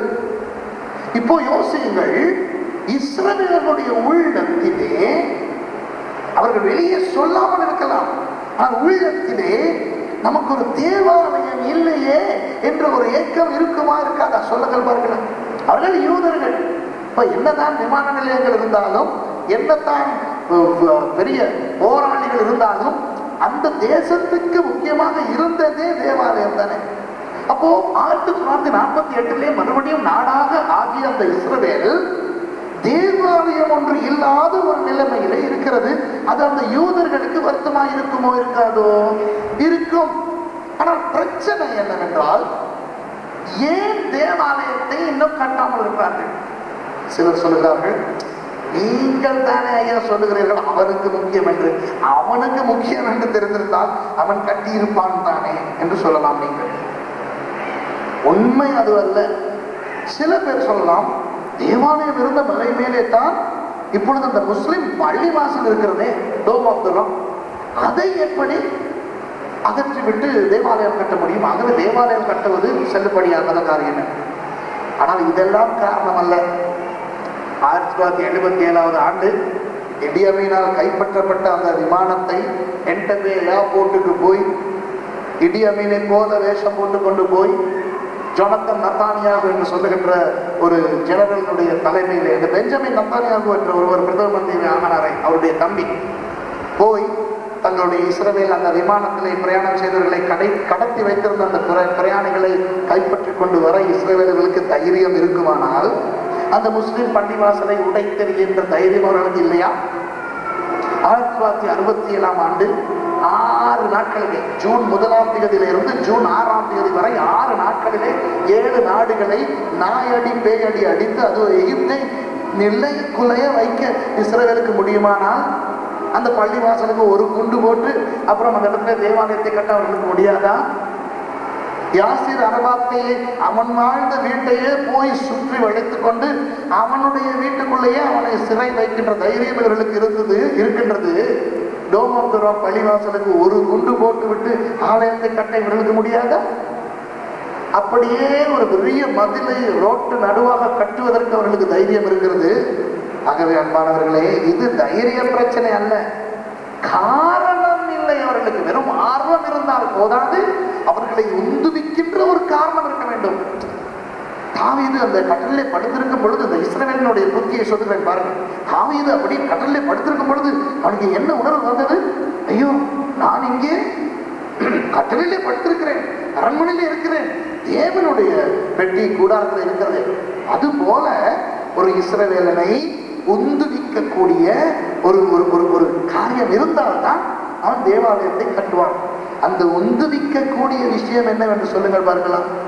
என்ன நடந்தால் இஸ்ரவேல்காரன் தேவாலயம் கட்ட முயற்சி செய்வான். என்ன பிரச்சனை வந்தாலும் பரவாயில்லை என்று தேவாலயத்தை கட்ட முயற்சி பண்ணுவான். சொல்லட்டுமா? உடன்படிக்கை பெட்டி. இன்றைக்கு உடன்படிக்கை பெட்டி இல்லை தானே? அப்படி ஒன்று இருக்கிறதா இல்லையா என்று நிறைய பேருக்கு தெரியவில்லை. இப்போ இருக்கிறதா என்று தெரியவில்லை. எருசலேம் தேவாலயம் பல முறை எரிக்கப்பட்டது. உடன்படிக்கை பெட்டிக்கு என்ன ஆனது என்று தெரியவில்லை. சில பேர் யோசிப்பார்கள், அது எப்படி நேபுகாத்நேச்சாருடைய காலத்திலே முழுக்க எரிக்கப்பட்டது என்றால் செருபாபேல் திரும்ப கட்டினாரே, அப்போ அதிபரிசுத்த ஸ்தலத்துக்குள்ளே உடன்படிக்கை பெட்டி இருந்ததா? அப்போ என்ன இது என்று கூட சில பேர் யோசிக்காமலே இருக்கிறோம். நாங்கள் அதை குறித்து யோசிப்பதில்லை. ஆனால் யோசிக்க வேண்டிய விஷயம். என்று மாத்திரம் இதோ தேவனுடைய உடன்படிக்கை பெட்டி என்று கண்டுபிடிக்கப்பட்டால் அப்புறம் ஒரு இஸ்ரவேலனை எதுவுமே தடை செய்யாது. அவன் அந்த எருசலேம் தேவாலயத்தை கட்டுவதற்கு. இந்த இப்பொழுது நான் உங்களுக்கு கற்றுக் கொடுக்கும் இந்த ஆராய்ச்சிகளை நான் மேற்கொண்டது 1996 ஆண்டு. இப்போ இது 2004. அப்போ எத்தனை வருஷம் ஆகி போச்சு? 6 வருஷம் ஆயிடுச்சா? கூட 8 வருஷம் ஆயிடுச்சு. 8 வருஷங்களுக்கு முன்பு நான் இந்த ஆராய்ச்சி செய்யும் பொழுது நான் கண்டுபிடித்த ஒரு காரியம்தான், இஸ்ரவேல் தேவாலயத்தை கட்ட ஆயத்தமாயிருக்கிறது. கவனிச்சுக்கணும், இஸ்ரவேல் தேவாலயத்தை கட்ட ஆயத்தமாயிருக்கிறது. உடன்படிக்கை பெட்டி கண்டுபிடிக்கப்பட்டால், உடன்படிக்கை பெட்டி கொண்டு வரப்பட்டால் இஸ்ரவேலர்கள் தேவாலயத்தை கட்ட ஆரம்பித்து விடுவார்கள். 1996 ஆண்டிலே நான் ஆராய்ச்சி செய்த அந்த வருஷத்திலே அவர்கள் அஸ்திவாரத்தை தோண்டி கூரை போட்டு முடிந்து பிரதிஷ்டை பண்ண ஆயத்தமாக வருகின்ற அந்த நேரம் வரை அந்த தேவாலயத்தை கட்டி முடிக்க எவ்வளவு காலம் எடுக்கும் தெரியுமா? விளங்குதா? ஒரு கட்டணம் கட்ட என்ன வேண்டும்? அஸ்திபாரம் தோண்டணும். அஸ்திபாரம் முதல் கூரை வரை தானே, கூரை தானே மேல இருக்கு. கூரை வரை தேவாலயத்தை அப்படியே அழகாக கட்டி அவ்வளத்தையும் செய்து, இப்போ பிரதான ஆசாரியனும் எல்லாரும் வந்து நீங்கள் பிரதிஷ்டை செய்தால் சரி என்று சொல்லுகின்ற அளவுக்கு 96 ஆண்டிலே இஸ்ரவேல் ஆயத்தமாக இருந்தது. எவ்வளவு காலத்தில் இதை செய்து முடிக்க தெரியுமா? எவ்வளவு காலம் நினைக்கிறீங்க? யாராவது சொல்லுங்க பாருங்க. சிஸ்டர் சொல்லுங்க, எவ்வளவு காலம் நினைக்கிறீங்க? ஒரு 3 மாசம்? 3 மாசத்துல முடியுமா? ஒரு 6 மாசம்? சிஸ்டர் ஆச்சரியப்படுகிறது. சொன்னா 14 மணித்தியாலங்கள். எல்லாரும் இருக்கா? சொல்லுங்க பார்க்கலாம். சொல்லுங்க சொல்லுங்க சொல்லுங்க. எல்லாம் உயிர் உள்ளவங்களா இருப்பாங்க. ஏன் தெரியுமா? ஒரு குடிசைய போட்டு முடிக்கிறதுக்கே 14 மணித்தியாலத்துல முடியாது என்னை பொறுத்த வரைக்கும். ஆனால் இஸ்ரவேல் எப்படி ஆயத்தமாக இருக்கிறது என்றால், அத்தனை பொருட்களும் எடுக்கப்பட்டு நவீன எந்திரங்கள் எல்லா ஆயத்தத்தோடு இருக்கின்றன. உடன்படிக்கை பெட்டி மாத்திரம் கையிலே கிடைத்து விட்டால் 14 மணித்தியாலங்களிலே எருசலேம் தேவாலயம் ஆயத்தமாய் நிற்கும். உடன்படிக்கை பெட்டியை கொண்டு போய் பரிசுத்த ஸ்தலத்திலே வைத்து பிரதிஷ்டை பண்ணுவதற்கு. இது 96வது ஆண்டு. இந்த 8 வருஷத்திலே ஒருவேளை இன்றைக்கு 10 மணித்தியாலத்திலே முடித்துக் கொள்ளக்கூடிய விதத்திலே அவர்கள் ஆயத்தமாக இருந்தாலும் இருக்கலாம். யார் கண்டா? அதன்படி அன்பானவர்களே, நான் சொன்னது உண்மைதான். எருசலேம் தேவாலயம் கட்டப்பட்ட பிறகுதான் இயேசு வருவார். ஆனால் அதான் டிவியை பார்த்துக்கிட்டு தானே இருக்கிறோம் நாங்க. ஆகவே எருசலேம் தேவாலயத்தை கட்ட தீர்மானிக்கப்பட்டு விட்டது. அது பாஸ் ஆகி வந்து அது தீர்மானிக்கப்பட்டு அந்த மெப்பறையப்பட்டு அப்புறம் அது கட்ட ஆரம்பிக்கப்பட்டு ஒரு பாதி கட்டிட்டு இருக்கும்போது மனம் திரும்பினா ஒரு மாதிரி எடுத்துக்கொள்ளப்படலாம் என்று நினைக்கிறவர்களுக்கு ஒரு துக்க செய்தி. ஒருவேளை இன்று காலை 6 மணிக்கு தேவாலயம் கட்ட ஆரம்பிக்கப்பட்டிருந்தால் நமக்கு தெரிய வழியே இல்லை. ஏன்? சங்கராச்சாரியார் பிரச்சனை இங்கிட்டு, அங்கிட்டு இன்னொரு சாமியார் பிரச்சனை. இதுகளையே நியூஸ்ல பார்த்துக்கிட்டு இருக்கும் போது எருசலேம்காரன் குசினி கட்டுனா என்ன, தேவாலயம் கட்டுனா என்னங்கிற நிலைமையில உங்க தமிழ்நாடு இருக்கும் போது, ஒருவேளை நீங்கள் 6 மணியில இருந்து இப்பொழுது வரைக்கும் அவர்கள் தேவாலயம் கட்டுகின்ற விஷயம் உங்களுக்கு தெரியாமல் இருக்கலாம். 8 மணி ஆக போகிறது. இப்போ முடித்து விட்டு பிரதிஷ்டை பண்ண தொடங்கிட்டாங்களோ தெரியல. அப்படியா இருந்தா இன்னொரு 1.25 மணிக்காலத்துக்குள்ள இயேசு வர்றதுக்கு சான்ஸ் இருக்குது. மனம் திரும்புறதுக்கு டைம் கிடையாது. ஆகவே அன்பானவர்களே, எருசலேம் தேவாலயம் கட்டப்பட தொடங்கின பிறகு பார்த்துக் கொள்ளலாம் என்று நினைக்காதீர்கள். அது எவ்வளவு சீக்கிரமாக வேண்டுமானாலும் கட்டப்பட முடியும். என்னை பொறுத்த வரைக்கும் ஒரு பயங்கர கட்டடம், ஒரு பொறியியல் துறையே கலக்க வைக்கக்கூடிய ஒரு பயங்கர கட்டடம் ஆக குறுகிய நேரத்திலே கட்டப்பட்டு முடிக்க கூடுமானால் அது அந்த எருசலேம் தேவாலயமாக தான் இருக்க வேண்டும். இப்பொழுது ஆகவே கட்டப்பட போகின்றது. இப்போ ஒரு பிரச்சனை இருக்கிறதே, இந்த பள்ளிவாசல் பிரச்சனை இருக்கிறதே. சரி, எல்லாம் வந்து விட்டது, இந்த பள்ளிவாசல் இடிப்பார்களோ? இப்போ உடன்படிக்கை பெட்டி எங்க இருந்தாலும் கிடைச்சிருச்சுன்னு வச்சுக்கிறோமே, அப்போ அந்த பள்ளிவாசல் இடிப்பார்களோ? இல்ல. வெளிப்படுத்தல் 11ஆம் அதிகாரத்திலே முதல் 2 வசனங்களை வாசிங்க சீக்கிரமா. வெளிப்படுத்தல் 11 முதல் 2 வசனங்களை. கைகோலுக்கு ஒப்பான ஒரு அளவுகோல் என்னிடத்தில் கொடுக்கப்பட்டது. அப்பொழுது தேவதூதன் நின்று என்னை நோக்கி, நீ எழுந்து தேவனுடைய ஆலயத்தையும் பலிபீடத்தையும் அதில் தொழுது கொள்ளுகிறவர்களையும் அளந்து பார். ஆலயத்துக்கு புறம்பே இருக்கிற பிராகாரம் புறஜாதியாருக்கு கொடுக்கப்பட்டபடியால் அதை அளவாமல் புறம்பாக்கி போடு. பாருங்க, தேங்க்யூ சிஸ்டர். பாருங்கள், ஒரு அழகான காரியம் இங்கே இருக்கிறது. வெளிப்படுத்தல் 11 தேவாலயம் இருக்கிறது காட்டப்படுகிறது. யோவானுக்கு ஆண்டவர் சொல்லுகிறார், நீ கைகோலுக்கு ஒப்பான ஒரு அளவுகோலை எடுத்து அளந்து பார். எதை அளந்து பார்? தேவனுடைய ஆலயத்தையும் பலிபீடத்தையும் அதிலே தொழுது கொள்கிறவர்களையும் அளந்து பாரா. ஆனால் ஒரு விஷயத்தை அளக்க வேண்டாமா? என்ன? புறப்பிரகாரத்தை, வெளிப்பிரகாரத்தை. ஆலயத்திலே வெளிப்பிரகாரம், உட்பிரகாரம், பரிசுத்த ஸ்தலம், அதிபரிசுத்த ஸ்தலம் என்று இருக்கிறது அல்லவா? அதில் வெளிப்பிரகாரத்தை அளக்க வேண்டாமா? ஏன்? அது புறஜாதியாருக்கு கொடுக்கப்பட்டிருக்கிறதா.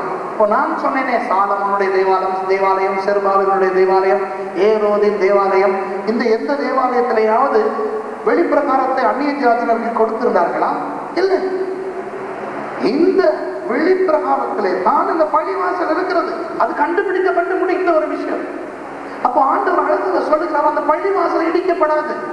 அவர்கள் 3.5 வருஷ காலம், உபத்திரவ காலம் இருக்கிற 7 வருஷம், அதுல அந்த நடுப்பகுதி முடியும் வரைக்கும் அந்த புற ஜாதியார் வெளிப்பிரகாரத்திலே மிதிப்பார்கள். சிஸ்டர், அந்த கடைசி கொஞ்சத்தை வாசிங்க, நீங்க விட்ட இடத்துல இருந்து வாசிங்க. பரிசுத்த நகரத்தை அவர்கள் 42 மாதம் அளவு மிதிப்பார்கள். 42 மாதம்னா என்னப்பா? ஒரு வருஷத்துக்கு 12 மாதம், 12, 24, 36, 3 வருஷம், மிச்சம் 6 மாசம். 3.5 வருஷ காலம் வரை, உபத்திரவ காலத்தின் நடுப்பகுதி வரை பரிசுத்த நகரம், அந்த பரிசுத்த அந்த வெளிப்பிரகாரம் எல்லாம் புறஜாதியார் வசம் இருக்குமா? ஆண்டவர் திட்ட தெளிவாக சொல்லி இருக்கிறார். எருசலேம் தேவாலயத்திலே வெளிப்பிரகாரம் மாத்திரம் யூதர்களுக்கு சொந்தமாக இருக்காது என்று. அப்ப அந்த பிரச்சனையும் இல்லை, சரிதானே? இப்போ கடைசியில ஒரே ஒரு பிரச்சனை தான் இருக்குது. சரி ஐயா, அவங்க 10 மணி நேரத்துல கட்ட முடியும், ஜோமத்திரம் பள்ளிவாசல் இருக்கிறதும் பிரச்சனை இல்லை. இந்த உடன்படிக்கை பெட்டி எங்க இருந்து தேடுறது? எத்தனை தடவை இந்த தேவ ஆலயம் எரிக்கப்பட்டு அடிக்கப்பட்டு விட்டது, இந்த பெட்டி எங்கே? உடன்படிக்கை பெட்டியை பற்றி நான் சில தகவல்களை உங்களுக்கு சொல்ல விரும்புகிறேன். முதலில் சொன்னேன், மோசே அதை செய்தார் என்று. மோசேயை வைத்துத்தான் ஆண்டவர் அதை செய்தார். அந்த பெட்டியை செய்தவர் யார் சொல்லுங்க பார்க்கலாம். பெட்டியையும் ஆலயத்தையும் எடுப்போம். ஆலயத்தை ஆண்டவர் செய்ய சொன்னாரா அல்லது சரி செய் என்று அனுமதித்தாரா? சொல்லுங்க பார்க்கலாம். ஆண்டவர் செய்ய சொன்னதை தாவீது தானே விரும்பினான். தாவீது விரும்பினான், ஆண்டவர் சரி என்றார், ஆனால் ஒரு மகன் மூலமாக செய்கின்றார். அப்போ ஆலயமானது மனுஷன் தீர்மானித்து ஆண்டவர் அங்கீகாரம் கொடுத்தது. ஆகவே மனுஷன் குழப்பி அடிக்கும் பொழுது, நீ தானே கேட்டாய் ஆலயம், ஆலயமே கிடையாது போ என்று நேபுகாத்நேச்சார் மூலமாக ஆண்டவர் அடித்தார். ஆன்டியோகஸ் எபிஃபானஸ் மூலமாக அடித்தார். டைட்டஸ் என்கின்ற வெஸ்பஸினுடைய மகன் மூலமாக அடித்தார். இதெல்லாம் செய்தார். ஆனால் கர்த்தருடைய உடன்படிக்கை பெட்டியை மனிதனா கேட்டான் செய்து தர சொல்லி. அது யார் செய்தது? ஆண்டவர். ஆண்டவர் தான் சொன்னார், மோசே அழைத்து நீ ஒரு பெட்டியை உருவாக்கு, இப்படி இப்படி இப்படி என்று.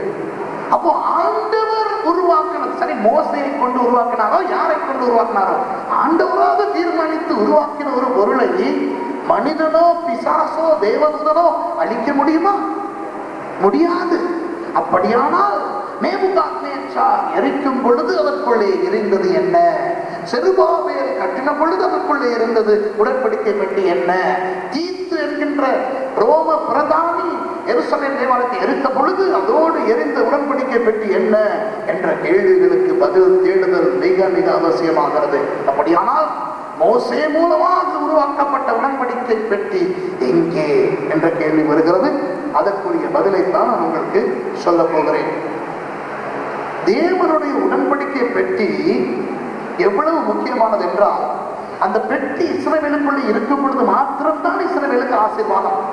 இஸ்ரவேலை விட்டு அவ்வப்போது அது வெளியே போய்விடுகிறது. ஏன்? இஸ்ரவேலர்கள் குழப்பம் பண்ணுகிறபடினா ஆண்டவர் ஒன்று அமலேக்கியன் மூலமாக அதை வெளியே அகற்றி விடுவார், யாராவது கொண்டு போய் விடுவார்கள்.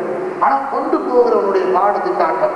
கர்த்தருடைய பெட்டி ஏதாவது ஒரு வேறு தேசத்துக்கு போனால் அந்த தேசத்திலே சாபம். கடைசியில் என்ன செய்வார்கள்? ஐயோ இது பெரிய தலைவலி என்று 7 மாதம் வைத்திருந்து விட்டு ஒரு மாட்டு வண்டியிலே அதை ஏற்றி 2 மாடுகளையும்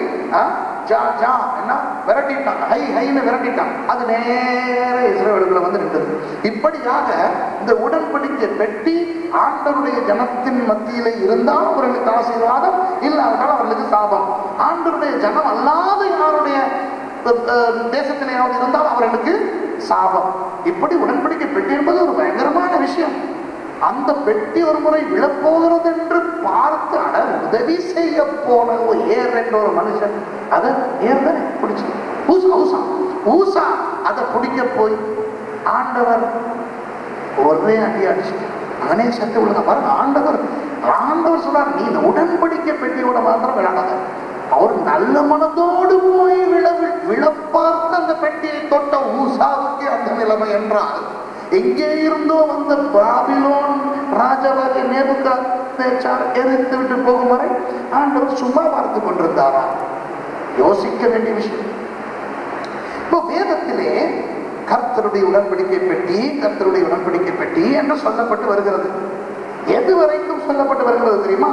1 ராஜாக்கள் 8:21 வரை அல்லது 2 நாளாகமம் 8:11 வரை. ஏன் இந்த 2 வசனங்களை சொல்லுகிறேன் என்றால், அந்த 2மே உயரத்தால ஒரே கதையைத்தான் சொல்லிக் கொண்டு வருகின்றன. ராஜாக்கள் புஸ்தகம் ராஜாக்களுடைய அந்த விஷயங்களை ஒரு கையேடாக எழுதப்பட்டு வந்தது.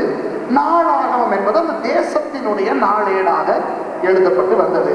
இப்போ 1 ராஜாக்கள் 8:21 2 நாளாகமம் 8:11 தான் கடைசியாக நாங்கள் தேவனுடைய உடன்படிக்கை பெட்டி என்று வாசிக்கிறோம். புரியுதா? இப்ப நீங்கள் இதை கவனித்திருக்க மாட்டீர்கள். எல்லாம் நீங்கள் வாசிக்கும் பொழுது அங்கங்கே கர்த்தருடைய உடன்படிக்கை பெட்டி என்று பார்த்திருப்பீர்கள். ஆனால் அது கடைசியாக கர்த்தருடைய உடன்படிக்கை பெட்டி என்று சொல்லப்படுவது இந்த இடங்களிலே தான். 1 ராஜாக்கள் 8:21 2 நாளாகமம் 8:11. அந்த சம்பவத்துக்கு பிறகு நடந்த சம்பவம் என்ன தெரியுமா? 1 ராஜாக்கள் 8:21 தானே உடன்படிக்கை பெட்டி இருக்கிறது. 10ஆம் அதிகாரத்திலே சேபாவின் ராஜஸ்திரீ சாலமோனை பார்க்க வருகிறாள். நாளாகமத்திலும் அப்படிதான். 2 நாளாகவும் 8:11 இருக்கிறது அந்த உடன்படிக்கை பெட்டியை பற்றி. ஆனால் 9ஆம் அதிகாரத்திலே சேபாவின் ராஜஸ்திரீ சாலமோனை பார்க்க வருகிறாள்.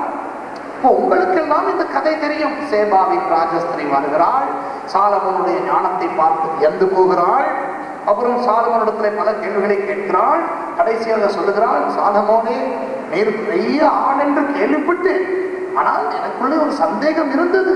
இங்கே வந்து பார்த்தால் நான் கேள்விப்பட்டது ஒரு பாதிதான் போல இருக்கிறது. நீர் பயங்கர ஆள் ஐயா என்று புகழ்ந்து பெரிய பரிசுகள் எல்லாம் கொடுத்து விட்டு அவள் திரும்பி செல்லுகிறாள். இப்போ நான் உங்களிடத்திலே ஒரு கேள்வி கேட்கிறேன் அன்பானவர்களே.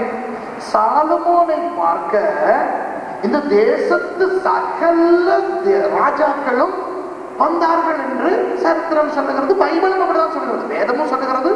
சாலமோனுடைய பிரசித்தி உலகெங்கும் பரவியதா. எல்லாரும் சாலமோனை பார்க்க வந்தார்களாம். எகிப்திலே இருந்து குதிரைகள் அனுப்பப்பட்டனவாம். இந்தியாவிலே இருந்து குரங்குகளும் மயில்களும் கூட மயிலெல்லாம் போயிருக்கப்பா. இப்படி யானை தந்தங்கள் அனுப்பப்பட்டனவாம். இப்படி சாலமோனுடைய பிரசித்தி இந்த உலகெங்கும் பரவியதாம்.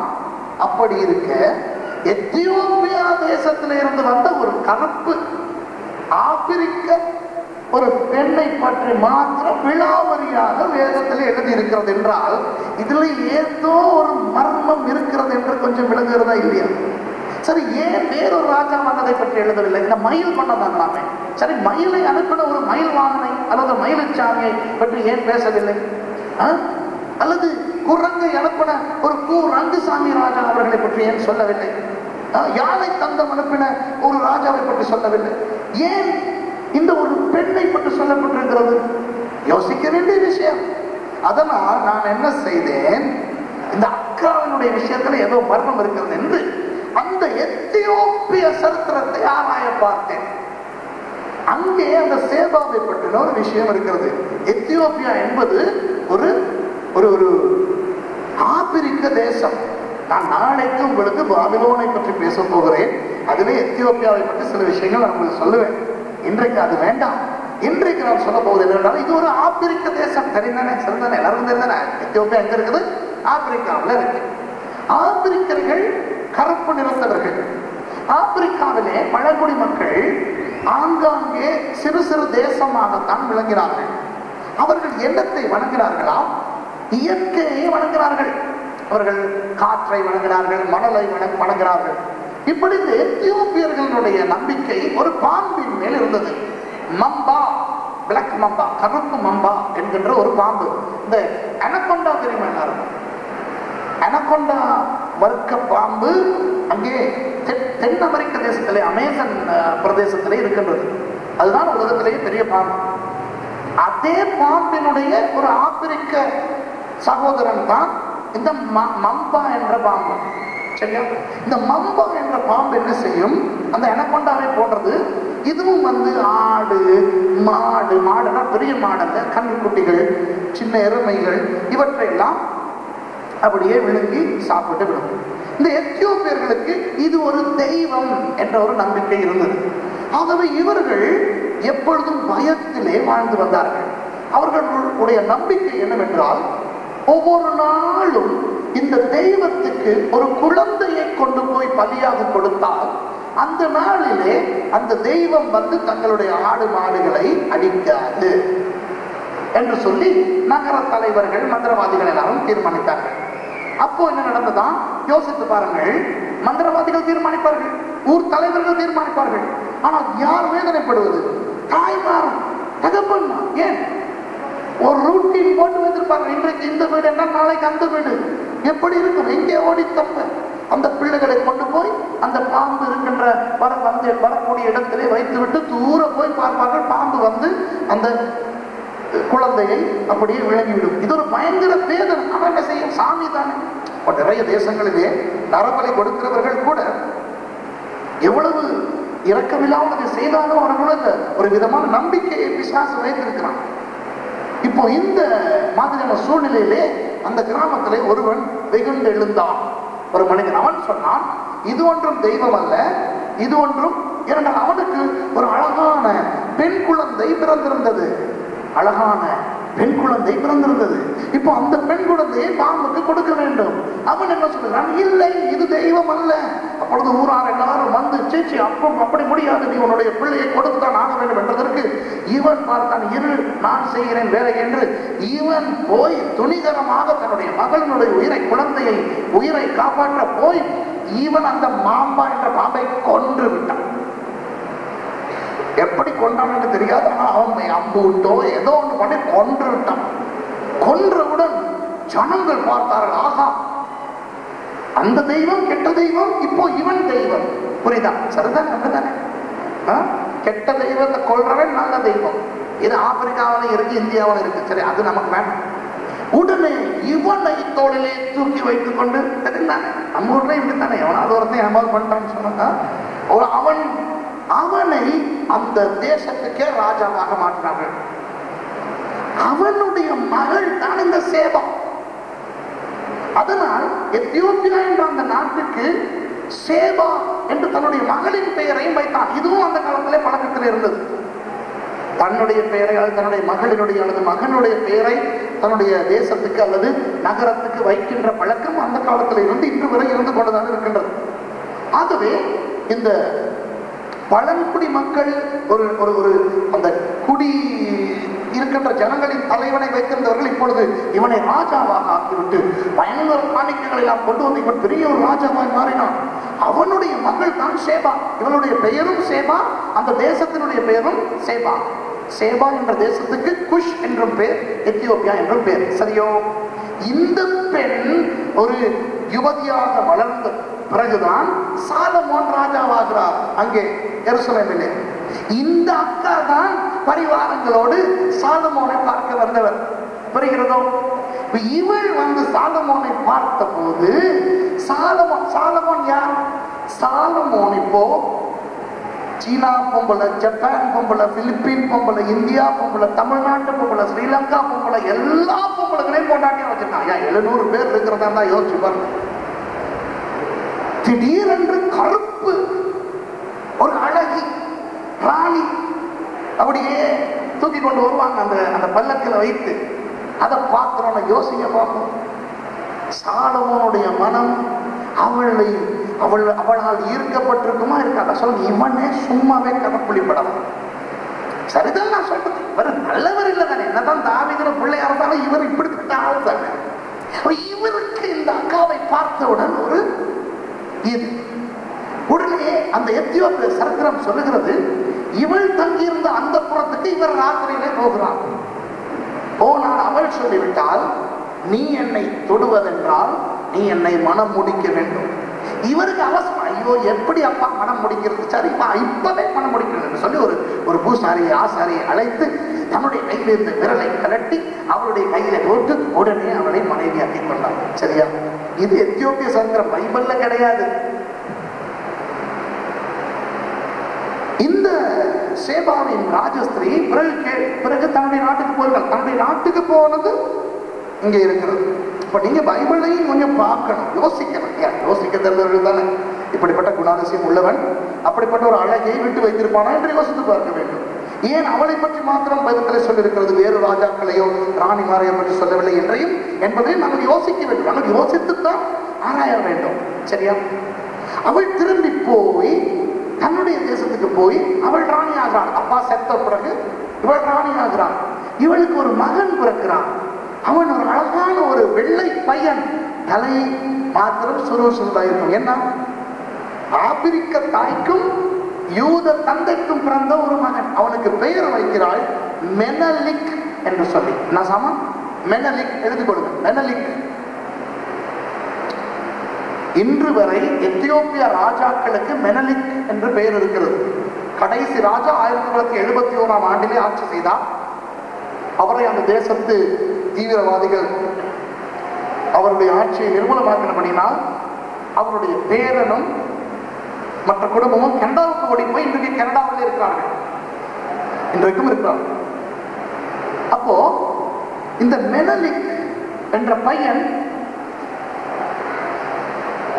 சிறு வயதிலேயே அவனை அவனுடைய தந்தை இடத்துக்கு அனுப்புகிறாள். நீ போய் ஒரு 5-6 வயதிலே அனுப்புகிறாள் தந்தை இடத்துல போய் நீ வளர்ந்து விட்டு வா என்றால், தந்தை ஒரு பெரிய பணக்காரன் மாத்திரமல்ல, ஒரு பெரிய ஞானி. அவனுடைய ஞானம், சாலமோனுடைய ஞானம் தான் பயங்கரமானது. ஆகவே இந்த மெனலிக் போய் சாலமோனிடம் சேர்ந்தவுடன் சாலமோனுக்கு இவன் மேல் ஒரு பெரிய பாசம் வருகிறது. ஏனென்றால் தன்னுடைய பிள்ளைகள், இத்தனை பிள்ளைகள் வந்து யோசிச்சு பாருங்க, ஊறுபட்ட பிள்ளைகள், அதுலயே ஒரு பாதி கருப்பு பாதி வெள்ளையா, ஒரு மா நிறத்துல ஒரு பிரவுன், ஒரு கருப்பும் இல்லாம நீளமும் இல்லாம ஒரு வித்தியாசமான ஒரு ஹேர் ஸ்டைலோட ஒரு புள்ள, நம்ம புள்ள, ஆனா ஒரு வித்தியாசம் அப்படின்னு ஒரு எக்ஸ்ட்ரா பாசம் இந்த சாலமோனுக்கு அந்த பிள்ளை மேல் இருந்திருக்கிறது.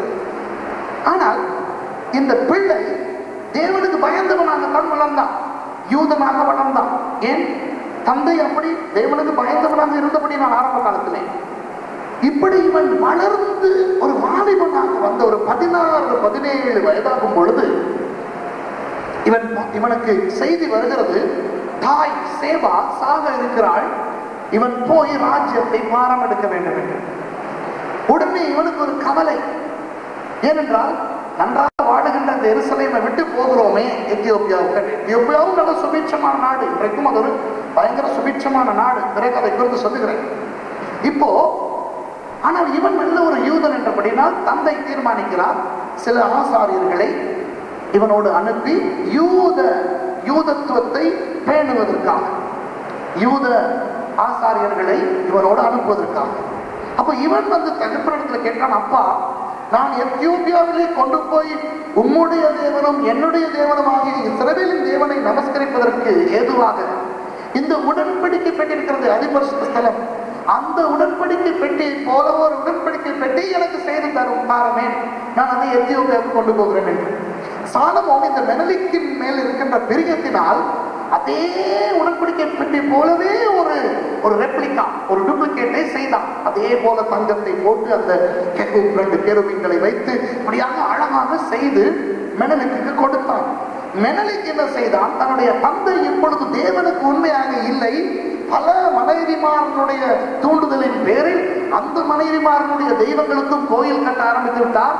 இந்த பரிசுத்த தேவனுடைய ஆலயத்துக்கும் பரிசுத்த தேவ நமஸ்காரத்துக்கும் கேடு வந்து விடுமோ என்று பயந்து பிரதான ஆசாரியனுடைய துணையிலே அந்த உடன்படிக்கை பெட்டி, உண்மையான உடன்படிக்கை பெட்டியை வெளியே எடுத்து ஈதை உள்ளே வைத்து விட்டார். அதனால் தான் 1 ராஜாக்கள் 8க்கு பிறகு ஒரே ஒரு இடத்துல பெட்டி வருகிறது. ஆனால் அது சும்மா பெட்டி என்று சொல்லப்பட்டிருக்கிறது. அது வந்து நீங்கள் குறித்துக் கொள்ளுங்கள், பிறகு வாசித்து பாருங்கள். 5 யோசியாவுடைய 2 நாளாகவும் 35:3 இருக்கிறது. 2 நாளாகவும் 35:3 அது வருகிறது. 2 நாளாகவும் 35:3 யோசியா ராஜாவினுடைய எழுப்புதலை பற்றி பேசப்படுகிறது. சரியா? யோசியா ராஜாவினுடைய காலத்திலே ஜனங்கள் பின்வாங்கி இருந்தபடினால் அந்த எழுப்புதலை பற்றி பேசப்படுகிறது. கவனிங்கள், சாலமோனுக்கு பிறகு 16 ராஜாக்கள் வந்தார்கள். 17வது ராஜா தான் இந்த யோசியா. அதுவும் 360 சொச்ச வருஷங்களுக்கு பிறகுதான் இவர் வருகிறார். அப்ப பாருங்கள், கர்த்தருடைய பெட்டியை பற்றி அடிக்கடி பேசிக் கொண்டிருந்த வேதாகமம் 360 வருஷங்களாக அந்த பெட்டியை பற்றி பேசவே இல்லை. அதுவும் திடீரென்று 17வது ராஜாவாக வந்த அந்த யோசியாவின் காலத்திலே அதை பற்றி பேசுகிறது. அதுவும் யோசியா தான் சொல்லுகிறார்.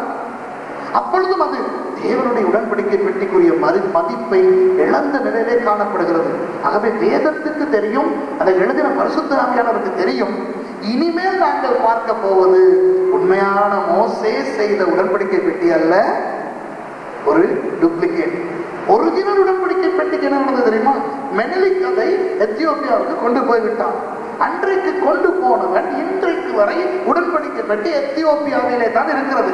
அதனால் தான் அன்பானவர்களே, சுபீட்சமும் செல்வாக்கும் மண்வளம், நீர்வளம், நிலவளம் பொருந்திய எத்தியோப்பியா தேசம் இன்றைக்கு பஞ்சத்தாலும் பட்டினியாலும் யுத்தத்தினாலும் வேதனைப்பட்டுக் கொண்டிருக்கிறது. இப்ப விளங்குகிறதா? எத்தியோப்பியா, நான் இங்கிலாந்திலே படித்துக் கொண்டிருந்த பொழுது நான் படித்த அந்த கல்லூரிக்கு புதிதாக சில எத்தியோப்பிய மாணவர்களும் மாணவிகளும் வந்தார்கள். அவர்களை பார்த்த பொழுது நான் ஆச்சரியப்பட்டேன். நாங்கள் தொலைக்காட்சியிலே ஈடுபட்டு போன எலும்பும் தோலுமான எத்தியோப்பியர்களை பார்த்திருக்கிறோம், இவர்கள் நம்மை விட அழகாக இருக்கிறார்களே, சுபிட்சமாக இருக்கிறார்கள் என்று அவர்களோடு பேசினேன். உடனே அவர்கள் தங்களுடைய நாட்டின் படங்களை எல்லாம் கொண்டு வந்து காட்டினார்கள். இதுதான் எங்களுடைய வீடு, இதுதான் எங்களுடைய கிராமம். அவற்றை பார்த்தால் இலங்கை என்ன அப்பா, இலங்கை, ஊட்டி என்ன, கொடைக்கானல் என்ன, எத்தியோப்பியாவுடைய சுபிட்சம் பயங்கரமான சுபிட்சம். ஆனால் அங்கே அந்த சாபத்துக்கு காரணம் கர்த்தருடைய உடன்படிக்கை பெட்டி அங்கே இருப்பதுதான். இப்போ இன்றைக்கு 9 இடங்களிலே உடன்படிக்கை பெட்டியை போன்ற பெட்டிகளை செய்து துணியால் மறைத்துக் கொண்டு வெளியேறி வருகிறவர்களை அதை பார்க்க விடாமல் தடை செய்து கொண்டிருக்கிறார்கள் எத்தியோப்பியர்கள். இன்றைக்கு எத்தியோப்பியாவிலே யூதர்கள் இருக்கிறார்கள். காலாகாலமாக அவர்கள் அங்கே இருக்கின்றபடினால் அவர்களும் கருப்பினத்தவர்களை போல இருக்கிறார்கள். இன்றைக்கு எத்தியோப்பியாவிலே உடன்படிக்கை பெட்டி இருப்பது இஸ்ரவேலருக்கு தெரியும். அவர்கள் அங்கே போனார்கள். அந்த அந்த டிஸ்கவரி சேனல் இங்க வருது. டிஸ்கவரி சேனலில் கூட ஒரு மாதத்துக்கு முன்பு நான் இதை சபையிலே கொடுத்து இருக்கின்றபடினா விசுவாசிகள் வந்து சொன்னார்கள், ஐயோ பாஸ்டர் டிஸ்கவரி சேனல்ல போட்டாங்கப்பா. அப்புறம் இன்னொரு ரெப்டிஸ் பிலீவ் இட் ஆர் நாட்னு சொல்லி இன்னொரு ப்ரோக்ராம் இருக்கிறது, அதுலயும் போட்டாங்க பாஸ்டர். நீங்கள் சொன்னதெல்லாம் இப்பதான் இவர்கள் கண்டுபிடித்து இப்பொழுது போய் தேடுகிறார்கள் என்று சொன்னார்கள் எனக்கு. ஆகவே எனக்கு தெரியும் இது உலகத்துக்கும் இப்பொழுது வெளிச்சமாகிவிட்ட ஒரு விஷயம். இது இனி அந்தரங்கம் கிடையாது. நான் ஆராய்ச்சி பண்ணின 96வது ஆண்டில் வேண்டுமானால் ஒரு அந்தரங்கமாக இருந்திருக்கலாம். இன்றைக்கு ஓப்பனாக திறந்த வெளிப்படையாக இந்த பெட்டியை தேடிக்கொண்டிருக்கிறார்கள் இஸ்ரவேலர்கள். அந்த 9 ஒன்று உண்மையான உடன்படிக்கை பெட்டி. ஆனால் எந்த விதத்திலாவது அந்த யூதர்களை மசிய பண்ணி அவருடைய சம்மதத்தை எடுத்து உண்மையான உடன்படிக்கை பெட்டியை எருசலேமுக்கு கொண்டு வர வேண்டும் என்று இஸ்ரவேல் துடித்துக் கொண்டிருக்கின்றதை செய்திகளிலே நீங்கள் பார்க்க மாட்டீர்கள். ஆனால் அதுதான் உண்மை. திட்டங்கள் நடந்து வருகின்றன, எப்படியாவது உண்மையானதை கொண்டு வர வேண்டும் என்று. ஏனென்றால் எத்தியோப்பியா சட்டத்தின்படி யூதர்களுக்கு தனி உரிமை கொடுக்கப்பட்டிருக்கிறது. ஆகவே அந்த யூதர்கள் வதிய இனங்களுக்கு போகும். ஏன்னா அவர்கள் மெனலிக் வம்சத்திலே வந்தவர்கள், ராஜ வம்சத்திலே வந்தவர்கள் என்றபடினால் அவர்களுக்கு ஒரு முக்கியமான இடத்தை எத்தியோப்பிய அரசு கொடுத்திருக்கிறது. அதனால்தான் யாருக்கும் போய் அவர்களுடைய சண்டை பிடித்தோ பலவந்தமாகவோ இந்த பெட்டியை எடுக்க முடியவில்லை. மற்றது யூதர்கள் எத்தியோப்பியர்களோடு அல்லது இந்த பிரச்சனை எத்தியோப்பியனா வைத்துக் கொண்டிருக்கிறான் உடன்படிக்கை பெட்டியை. எத்தியோப்பியாவில் இருக்கும் யூதர். ஆகவே யூதரும் சண்டை பிடிக்க மாட்டான் தானே, புரியுதா? இது எத்தியோப்பியக்காரன் வைத்திருந்தால் இஸ்ரேல் யோசிக்குமா, போயாச்சு ஒரே அடி 4 அடி போட்டு அதை கொண்டு வந்துடும். ஆனா அங்கே இருப்பவர்கள் யூதர்கள். அதுவும் யாருடைய வம்சம் இது? சாலமோன் காலத்து பிரதான ஆசாரியனா இருந்தவனுடைய வம்சமும் சாலமோன் காலத்து ஆசாரியனுடைய வம்சமும் லேவி கோத்திரம் அங்கே இருக்கிறது. லேவி கோத்திரம். அவர்களோடு போய் சண்டை பிடித்து பெட்டியை கொண்டு வர மாட்டார்கள். ஆகவே எப்படியாவது இஸ்ரவேல் அவர்களோடு பேசிக் கொண்டிருக்கிறது இந்த உடன்படிக்கையை மறுபடியும் கொண்டு வருவதற்காக. ஆகவே அன்பானவர்கள், நான் சொன்ன விஷயங்கள் நிறைய உங்களுக்கு விளங்கி இருக்கும் என்று நினைக்கிறேன். நான் வேதத்தையும் வைத்து உலக சரித்திரம் உண்மையாக இப்பொழுது நடக்கின்ற காரியங்கள் எல்லாவற்றையும் வைத்து தான் உங்களுக்கு நான் சொல்லுகிறேன். இனி இந்த உடன்படிக்கை பெட்டி வந்தவுடன் எருசலேம் தேவாலயம் கட்டப்படுவதற்கு ஒரு 10 மணி நேரம் போகும் என்று வைத்துக் கொள்ளுங்கள். அதற்கு பிறகு இயேசு வருவார். இயேசு வரும் பொழுது நாங்கள் எல்லாரும் எடுத்துக்கொள்ளப்படுவோம். நாங்கள் எல்லாரும் மேலே போகும் பொழுது 3 பேர் பூமியிலே கால் வைப்பார்கள். யார் அந்த 3 பேர்? ஒருவன் அந்தி கிறிஸ்து, அது தெரியுதானே எல்லாருக்கும். அன்றிலிருந்து அந்தி கிறிஸ்துவனுடைய ஆட்சி. இன்னும் 2 பேர் வருவார்கள். யாருக்காக தெரியும்? 2 சாட்சிகள், மோசேயும் எலியாவும். நிறைய பேர் சொல்றாங்க எலியாவும் ஏனோக்கும் தான் வருவாங்களாம். ஏன் தெரியுமா? ஏனோக்கும் சாகல, எலியாவும் சாகல. எபிரேயர் புத்தகம் சொல்லுகிறது தானே, மனுஷன் ஒரே தரம் மரிக்கவும் நியாய திருப்படியவும் அவனுக்கு நியமிக்கப்பட்டிருக்கிறது என்று. ஆக இவர்கள் 2 பேரும் கட்டாயம் மரிக்க வேண்டும் என்று சொல்வார்கள். அப்படியானால் நான் கேட்கிறேன், 2 தரம் மரிப்பது பெரிய விஷயமா? மரிக்காமல் போவது பெரிய விஷயமா? நாங்கள் இருக்கும் பொழுது இயேசு வந்தால் மரிக்காமல் தானே போகிறோம். ரட்சர்ல எடுத்துக்கொண்டு கொல்லப்படுகிறவர்கள் எத்தனை லட்சம் கணக்கானவர்கள். யோசித்து பாருங்கள், அத்தனை பேர் திரும்பி வந்து செத்து விட்டு தான் போக வேண்டுமா? அப்படியானால் நாங்கள் சாக தேவையில்லை என்றால் எனக்கு ஏனோக்கும் எலியாவும் கட்டாயம் திரும்பி சாக வேண்டும். ஆகவே இது சரியல்ல. அப்புறம் சொல்வார்கள், அப்படி மோசே வந்தால் அந்த 2 சாட்சிகளும் சாவார்களே, அந்த கிறிஸ்து கொல்லுவானே, அப்படி கொன்று அவர்கள் மறுபடியும் உயிரோடு எழும்ப வேண்டும். ஒருவனுக்கு 2 தரம் மறிக்க முடியுமா என்று கேட்பார்கள். சரிதானே? மோசே 2 தரம் மறிக்க முடியுமா என்று கேட்பார்கள். இப்ப நான் கேட்கிறேன், லாசரு எத்தனை தரம் மறிச்சான்?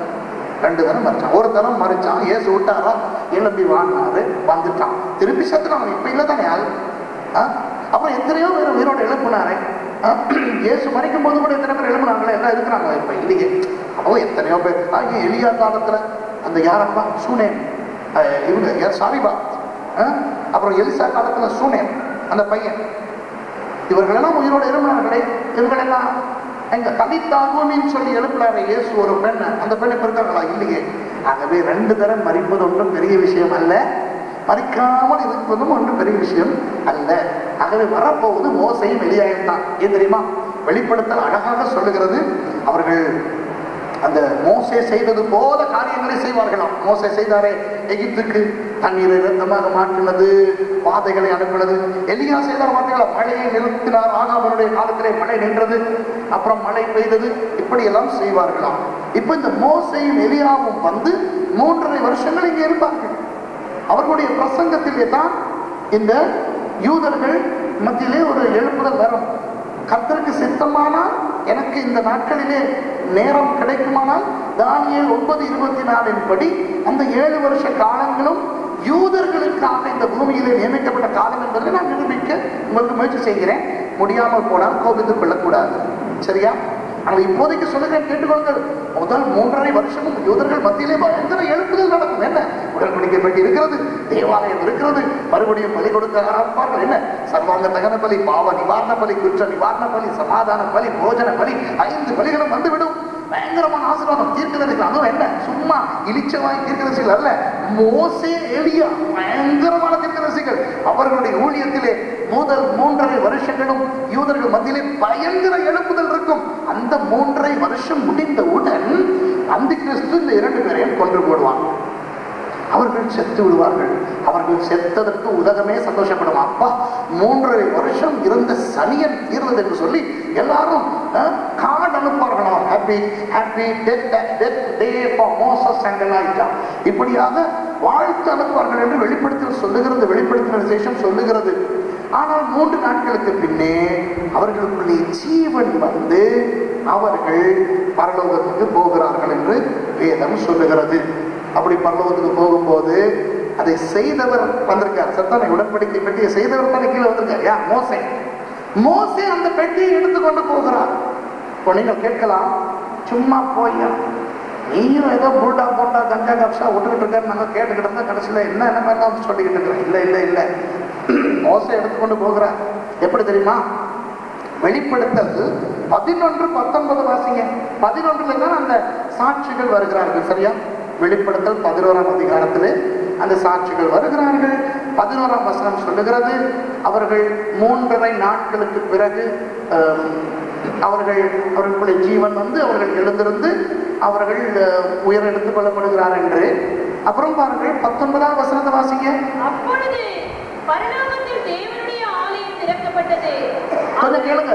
பரலோகத்தில் தேவனுடைய ஆலயம் இருக்கிறது, ஆனால் மூடப்பட்டிருக்கிறது, சரியா? சரிதான், இருக்கிறது ஆனால் மூடப்பட்டிருக்கிறது.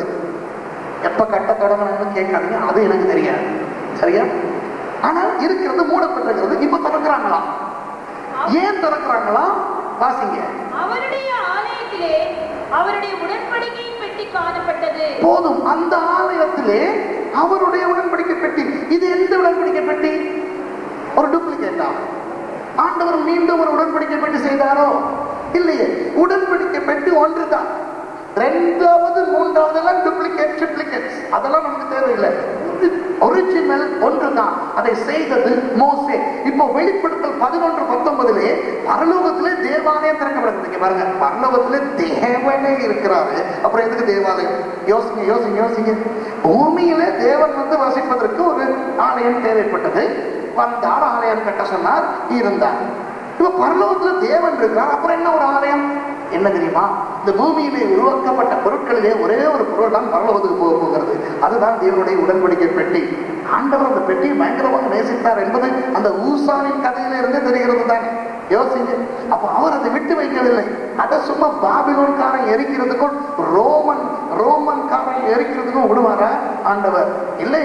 ஆண்டவர் புத்தியாகிய எத்தியோப்பியனுக்கு என்ன பண்ணாலும் பரவாயில்ல, நாசமா போனாலும் பரவாயில்ல என்று எத்தியோப்பியாவுக்கே அனுப்பி அங்கே வைத்து விட்டு இப்ப மெதுவாக அதை திரும்ப கொண்டு வந்து 3.5 வருஷம் உலகத்துக்கும் காட்டிவிட்டு மேலே மோசே நீ தானே செஞ்சு தூக்கிட்டு வாப்பா, எலியா சப்போர்ட் பண்ணுவாங்க என்று சொல்லி கொண்டு வர வைத்து தேவாலயம் திறக்கப்பட்டு தேவாலயத்துக்குள்ளே கர்த்தருடைய உடன்படிக்கை பெட்டி காணப்பட்டது.